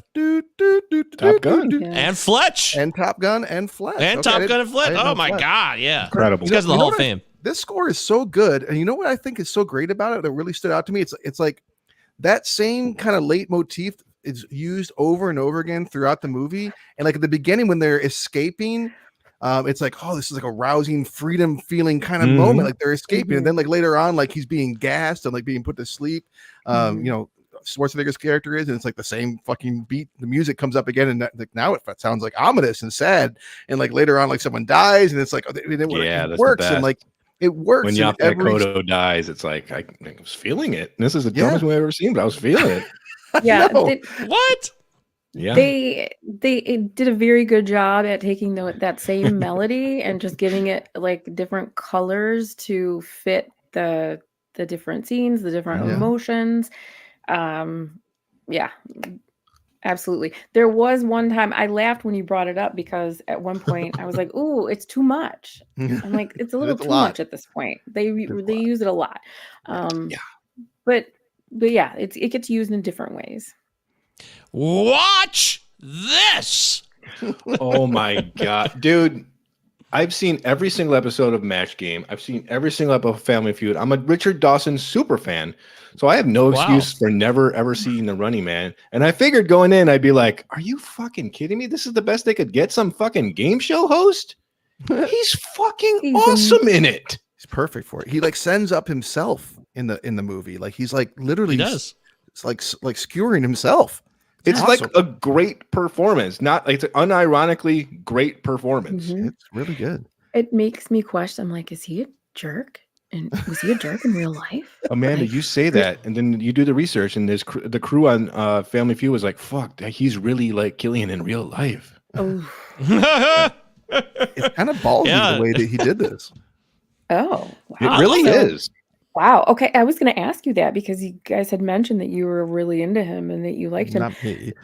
So yeah, I'm not either. But no, for Eric, and I wanted to ask that, like, okay, well, he's so beloved and like Kiss the Ladies and the contestants, and he's doing his thing. But yeah, so at the time when this was made, he's playing an absolute ass, and then there's other people that work for him, like, oh my God. He's coming out and being honest about who he is. I dug deeper, and this was after he was, I think it was kind of a bit of respite because he was fired from Family Feud for Ray Combs in '85, and that left a real bad taste in his mouth because he was America's favorite, game show dad. And I think this is a little bit of movie payback. Yeah. Right, I'm gonna burn it down. I'm gonna we're gonna just tear down the hero. I'm gonna be in charge. You need a job too, so I need work, man. Oh great, I know this isn't real. I'm acting, so seems like the kind of guy. I guess you got to give him credit if you want to for not taking himself too seriously, because yes, everything you just said, Amanda, is true. He's making fun of himself. He's going in a direction where you're looking at Richard Dawson and you think of all the game show stuff, and I actually don't. When I watch the movie, I know he's the host of the show, but I really just forget about the Richard Dawson that I guess we would know in the outside world when I watch this movie. And I think that's a testament to him. He deserves credit for that because that is not easy to do, especially when you get, stereotyped. You get cast and you're locked into the same thing again and again and again. That's well done, Richard. Good job. Can we go ahead? One last thing on Killian. Would it be interesting if Killian, his job was just to be the host, but he didn't really agree with what was going on, and he had to maybe contend with how I'm talking about, maybe like the 10 Turner type? Makes it too complicated. Suddenly, it's not like a simple good versus evil movie. Okay. Especially for the 80s. The 80s were not interested in that kind of motivation. No, white guy in suit, evil. Right. I mean, if Yeah. we were going to OCP. do a premium channel TV series now, Right. Ooh. Sure. Snowpiercer There you style. go. which have you yes. heard that there's apparently a remake or another one in the works? No. I see that. I heard Edgar Wright is Mhm. flirting with the material. Yes. Whoa. Well, apparently that would be wild. There was a lawsuit because this was plagiarized from a French film, apparently. Nothing really like the Stephen King movie or short story. Nothing like there's a movie called What's his name? Bachman. I went by Richard Bachman back at that time. But there was a Series 9 was a independent movie that came out in the early 2000s, late 90s that pretty much was the Stephen King version. This was not that. But did you guys notice this movie's directed by Starsky? Like from Starsky and Hutch? No. Yeah. That's okay. That's why I know Paul Michael Glaser. That's why I know him. Wow. Whenever I see him in a movie or I see his name, it always blew my mind that he was the guy who did this. Yeah, he's you know what else he directed? He directed The Cutting Edge, Topic, which we've talked about so many times lately. And he also directed he directed Something's Gotta Give, starring our girl. Holy shit. Diane Keaton. I was just when you started to say it, I was just gonna say he's in that. He plays Diane Keaton's ex-husband. Yes, I was just gonna dive into that. Did he direct it too? Yeah, he directed it too. Wow. Kidding me? I know it was a Nora or what's her face, Nancy Myers. I mixed up Nora Ephron and Nancy Myers. That's my fault. Yeah. Anyways, yeah, that's true. Paul Michael Glaser, dude, way to go! This guy knows what he's doing. He's a professional, solid, actor's director, clearly, and he probably let Arnold do whatever the hell he wanted on set. Oh, I'm pretty sure everyone at that time let Arnold do whatever the hell he wanted on set. Like, oh, you want to smoke cigars in this one too? That's fine, Arnold. Sure. Don't hurt me.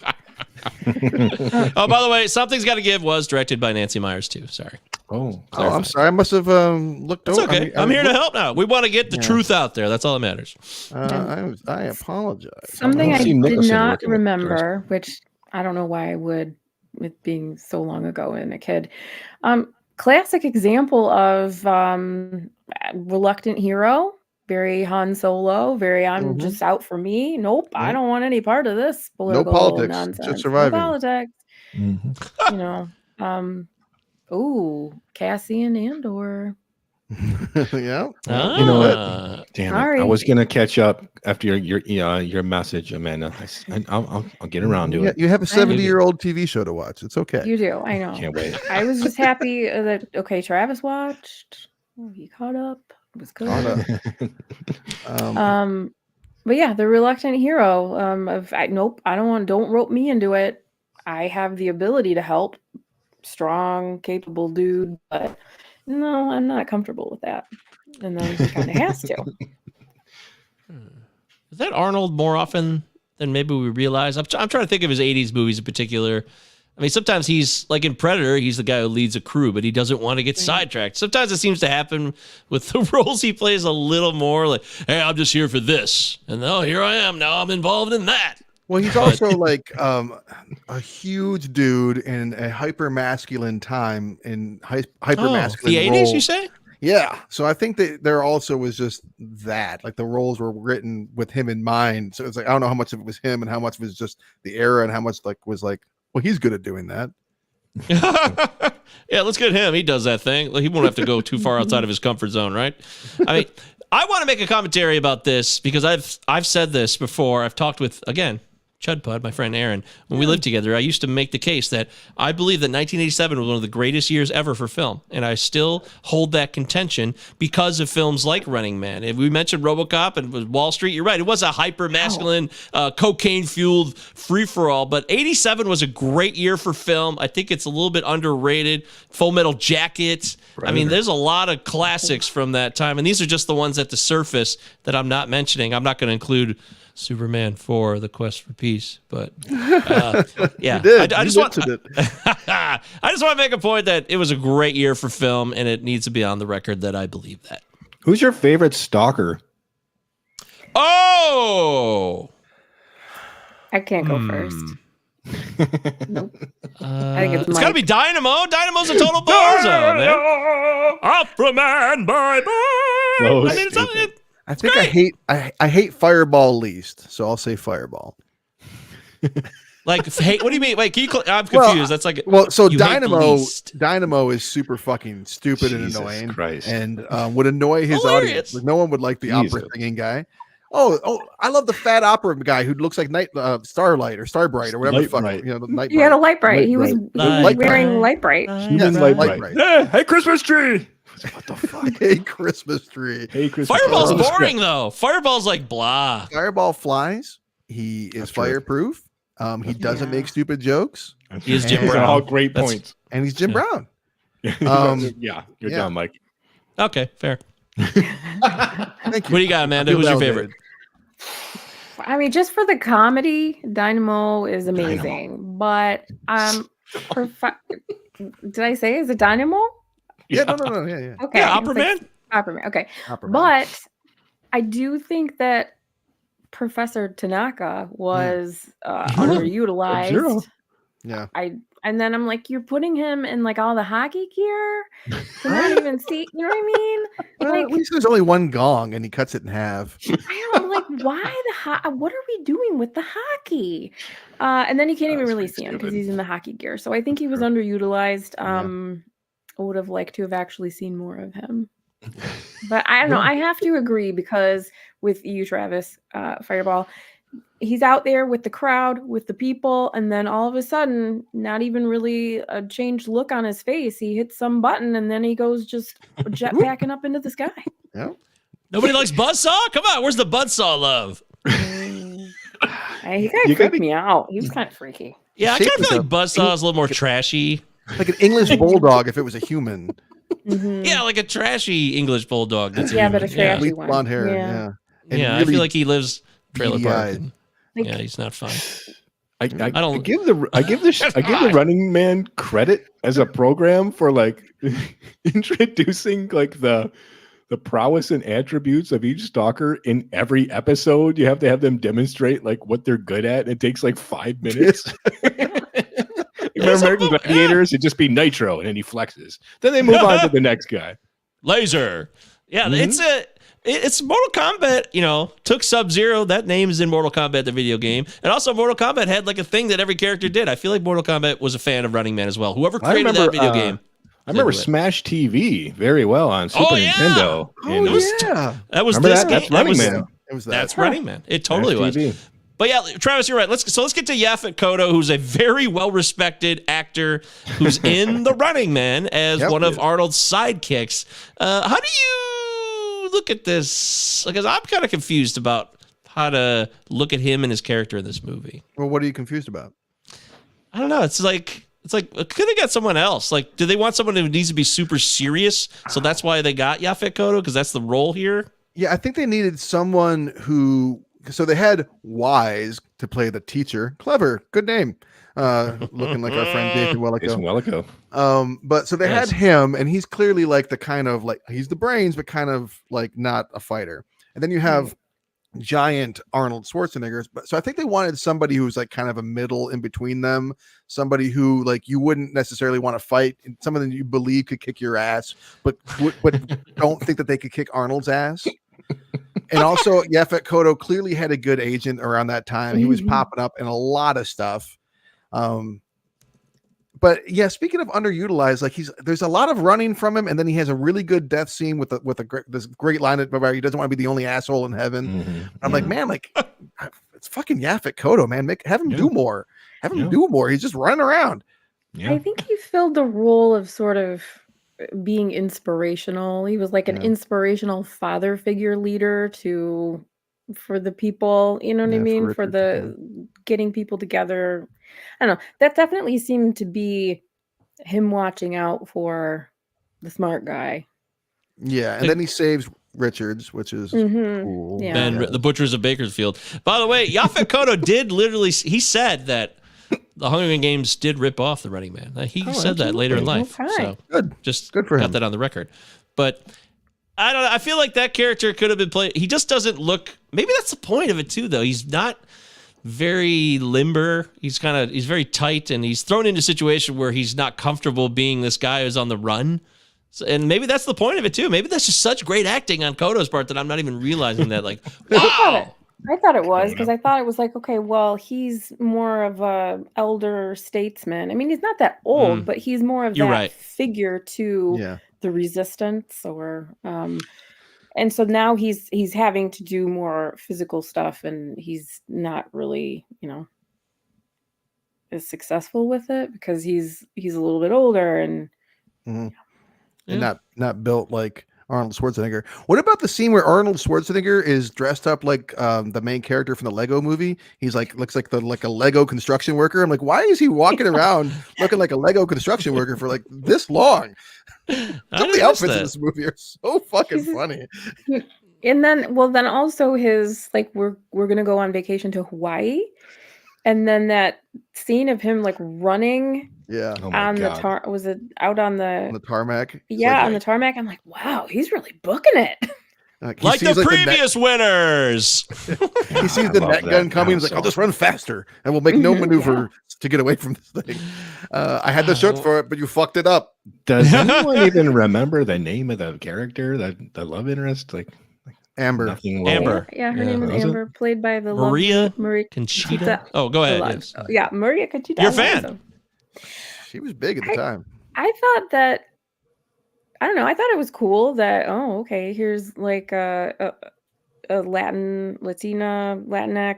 I'm not sure of her heritage. I think she was born in Cuba. She's Cuban. And with an accent too.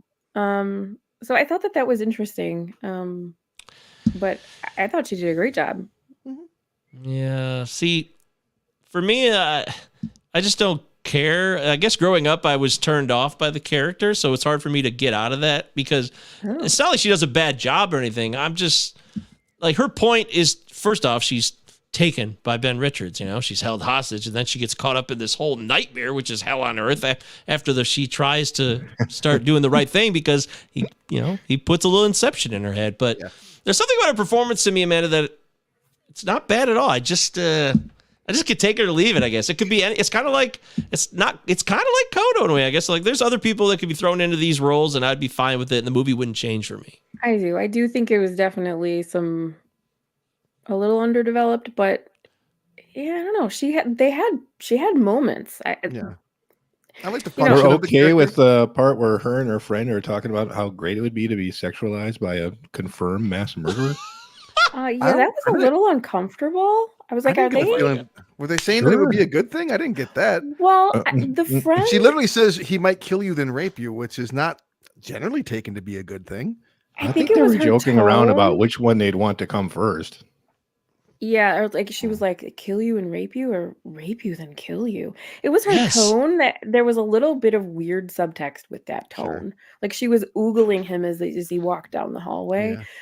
And then also ties into, and then I just realized that's a joke when he ties her up in the apartment, and I was like, whoa, this is getting kinky. Like that is not. There was no consent there. Yeah. Yeah, there's definitely some Stockholm syndrome stuff going on here. For sure. Yeah. But I do like the function of the character. I like the way that she goes from being like, she's blinded to reality because she works for the show, she's a fan of the show, she accepts what she's told, and so she does the right thing by turning him in and does all this stuff. And then we see that progression as she comes to like shake free of the matrix or whatever. So I think that she in a way also plays a role for the audience, like the audience of the movie, not people watching the movie like us, but like within the audience of the show within the movie, and the steps that they would take to kind of shake off that propagandizing. Yeah, because the things that she did were on her own. I mean, that was by her own choice, sneaking in there to try and get more information. Sure. She wanted to Right. find out what really happened. So yeah, I also agree that that's the function of the character. Wanted a little more proof.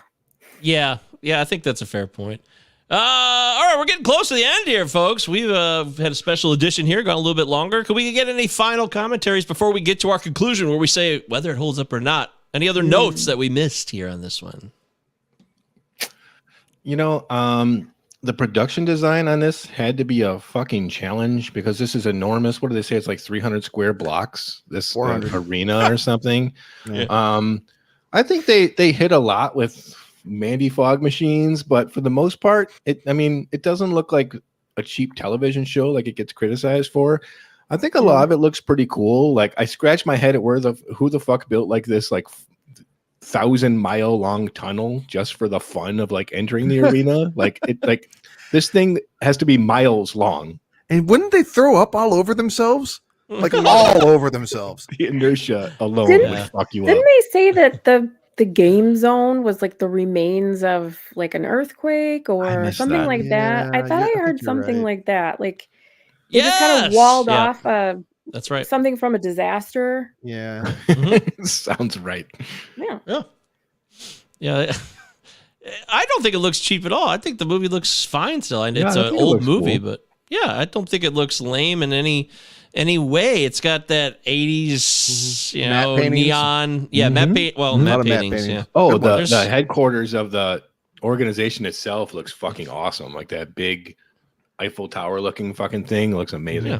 Oh yeah, Like we got the OCP? shot of his car driving up. Mm-hmm. Yeah. Yeah. I take that back. They stole that. I read that they stole that from V. Remember the V from 1984? Yeah. Like that's in V, and they were just like, "Can we use that?" They're like, "Yeah, go for it." Yeah. By the way, are they keeping all the video on mini discs? What are they trying? What are those things? Yeah, and also coochie purse. Right? I mean, that's pretty heavily implied. He asks her, "Where did you keep that?" She says, "It's none of your business." And you're like, "That's right. Where would you have kept that?" Yeah. And I love how the files are marked tampered evidence and the shit like that. Oh my gosh.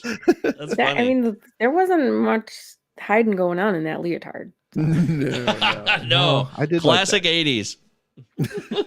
I guess okay, to her character, that's another point. Like it wasn't just like tits out, whatever. Yeah, there's spandex, but there wasn't. It wasn't like that. And they're it all wasn't in just spandex. like she was in spandex, but it wasn't just like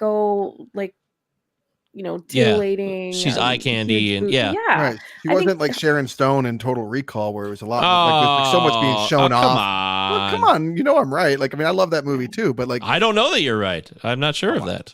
Well, I believe that I'm right. But I'm just saying that the character shows a lot more in the movie than she needs to, is what I'm saying. Yeah. She's more of a flirtatious character than Marita Conchita Alonso's character is. I'm just saying. To Amanda's point that like the character is there to serve the role of that character as opposed to be eye candy for us. I respect that. And it's in between. Like she's a linchpin for things to happen, and there could have been more that could have been done there. Same thing. I agree with what Eric said before too. I wish, maybe I could have learned some more behind the scenes stuff.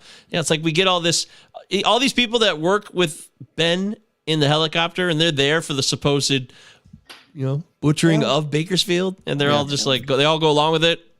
That actually makes sense to me. But also a show too, so like I kind of would have expected them to kind of like put her Amber in like some skimpy ass barbed wire shit because it's a show, but then maybe you could have her like try to find something to change her outfit or something. That's a smart play. You should have wrote the script. To Eric's point about, or I'm sorry, to Mike's point, I forgot what I was going to say. The military helicopter. Oh yeah. My thinking was like, as I'm watching the movie, I'm like, why does he have such a problem with this? Why are you working with these guys if you've got a problem with killing innocent people? I think you're in the wrong line of work. Wrong line of work. Yes, that is hilarious. Right? So sad. Like, right? What the hell are you doing? I mean, is he poor? He was a desperate man. Right. Yeah. Only now do you realize you're an oppressor? Like, no. I took it to mean like this. Okay, like it's been slowly ramping up. Mm-hmm. And then this was like the final straw. He's like, but but then why is everybody else on board? Like, we kill people. This is what we do. We're going to kill you for not killing people. But, the Milgram experiment, dude. It's just that's the next thing. Yeah, there's so much about this movie that's just like convenient. Like, for instance, when it cuts to when it shows the actual footage, like the unedited footage from the Bakersfield massacre, like they have footage from the movie from earlier in the movie, like 35 millimeter. Yeah, right, it's 35 millimeter. There's like these outside cuts from the outside of the helicopter, like stuff that just would not make a drop of sense. Like they're not even trying. Or like when Amber finds the dead losers from the previous season, and Fireball's in there with her, like you're watching the movie, you're like, well, I guess the cameras are in there because then the crowd will be seeing the dead losers, but then like it cuts like the burning corpse of Fireball, so the cameras are in there, but I guess I didn't see that or hear that conversation. Just like all these like, you know, I'm like, I can suspend my disbelief. It's fine. It's fine. Running Man, it's fine. I wish I could remember their three names. Just like Kaczynski, Myers, and whatever. It's so funny. Haddad. Thank you. Well done, Eric. All right, well, it's time to get to that moment in the show where we say, does The Running Man from 1987 hold up or not? We usually like to let the person who picked go first, but Amanda, you're a special guest, so you can either start or you can bring up the rear. You can do whatever you want. I'll go for it. Why not? Here we go. I honestly had no expectation going into this, whether it was going to hold up or not for me. I was surprised in the beginning. I thought, ooh, way too much cheese. Don't know if I can handle it. Maybe this is just going to be a disaster. But I don't know. I was surprised by all of the little things. It's kind of sad how much still rings true, or how much now rings true about this movie is a little freaky. I'm just going to say, yeah, it's fun. It's a little satire. I'm going to say it holds up. Next. I'll jump in. Yeah, so as I said at the start of this is something that was just ingrained in me as a kid. This could be the worst movie. This could be The Past. This could be The Happening. This could be like any turd. But given the amount of real nostalgia I have for this movie, I probably would say the same thing, that it holds up, because it's just it's such part and parcel to my existence as a film goer. But I really did enjoy watching it again, because it had been so long, and I don't know that I would have necessarily. It's always good to go back into the 80s on our show. And again, yeah, I agree, Amanda. Like, the satire here is far more rich than I remember it being, and also a lot of things that I did not understand as a kid. All those jokes about like the Justice Department's entertainment division and shit, like that's so funny, and just went right over my little head. But now I definitely, and I agree, a lot of it's a lot more poignant than I would like for it to be. But yeah, absolutely holds up. Love it. I turned it on at like 10 o'clock last night, fucking dead tired. And I watched it in its entirety, but like, I just was not in the mood. So I spent the whole time like, this is fucking stupid. This is so dumb. This is so stupid. Then I woke up this morning and I'm like, started thinking about it. I'm thinking about that beautiful Harold Faltermeyer score and all these just like cool looking shots, like so 80s, but just so much fun. And I'm like, fuck it. I'm going to watch half on my lunch break and then half after my students leave. And I come away thinking, man, that was just a really fun movie. I mean, you can sit there and talk about how like stupid like Dynamo is and like how worthless his vehicle is. Like, you can step in that thing, you're fucked. Like, just stay out of that thing. It's going to kill you. Yeah, exactly. But at the end of the day, what I like that it does, it just flirts with the satire. It doesn't go full in, probably because it knows it's maybe not smart enough to, but it does just enough to make things didactic. Yeah, dude, I thought it was fucking a lot of fun, man. It's like a real video. It's like we talk about all these live action video games just trying and trying and trying. This seems like a great adaptation of a video game where you got like mini boss, big boss. Now granted, Killian kind of goes out a little bit in a lackluster fashion for me. Like, there should have been a little bit more. He's just kind of shot out and he blows up. But overall, dude, I thought this movie was a lot of fun. Holds up. Killian. Yeah, I've seen this movie so many times, just like Travis. Endless amount of times I've seen this movie. It becomes a part of you. And it's not the Swiss Army Man, right? So it's not better than that. And it's just fun. I think the jokes, nothing to do with the one-liners. I mean, who cares about his one-liners? But it's just so locked in, man. It's terrifyingly accurate. And I just keep thinking about what I thought about the movie when I saw it 30 years ago, and then what I thought about it 20 and so on. Every marker of my life, I kind of pop in on Running Man. I'm like, oh, how much more accurate is this now than it was before, when I originally thought maybe it was a little less accurate? It's fascinating. And that movie can do that for me forever. This movie could do this until I'm dead. I believe that. And I'll just keep watching it because it's just a fun piece of entertainment. It kind of drags a bit with the side, his buddies, like I said, Weiss and Lachlan, they're kind of lackluster, and so's Amber in a way. And so's, Arnold's just there. I don't even care about him that much. It's not about Arnold Schwarzenegger in this movie, oddly enough, when usually his movies are so much about him.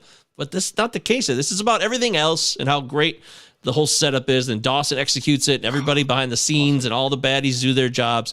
It coalesces into a rock-solid film. And it holds up, and it's going to hold up forever, I expect. I really do. It's a clean sweep. 4 for 4, Amanda. That doesn't happen very often. It doesn't. I Fantastic. like it.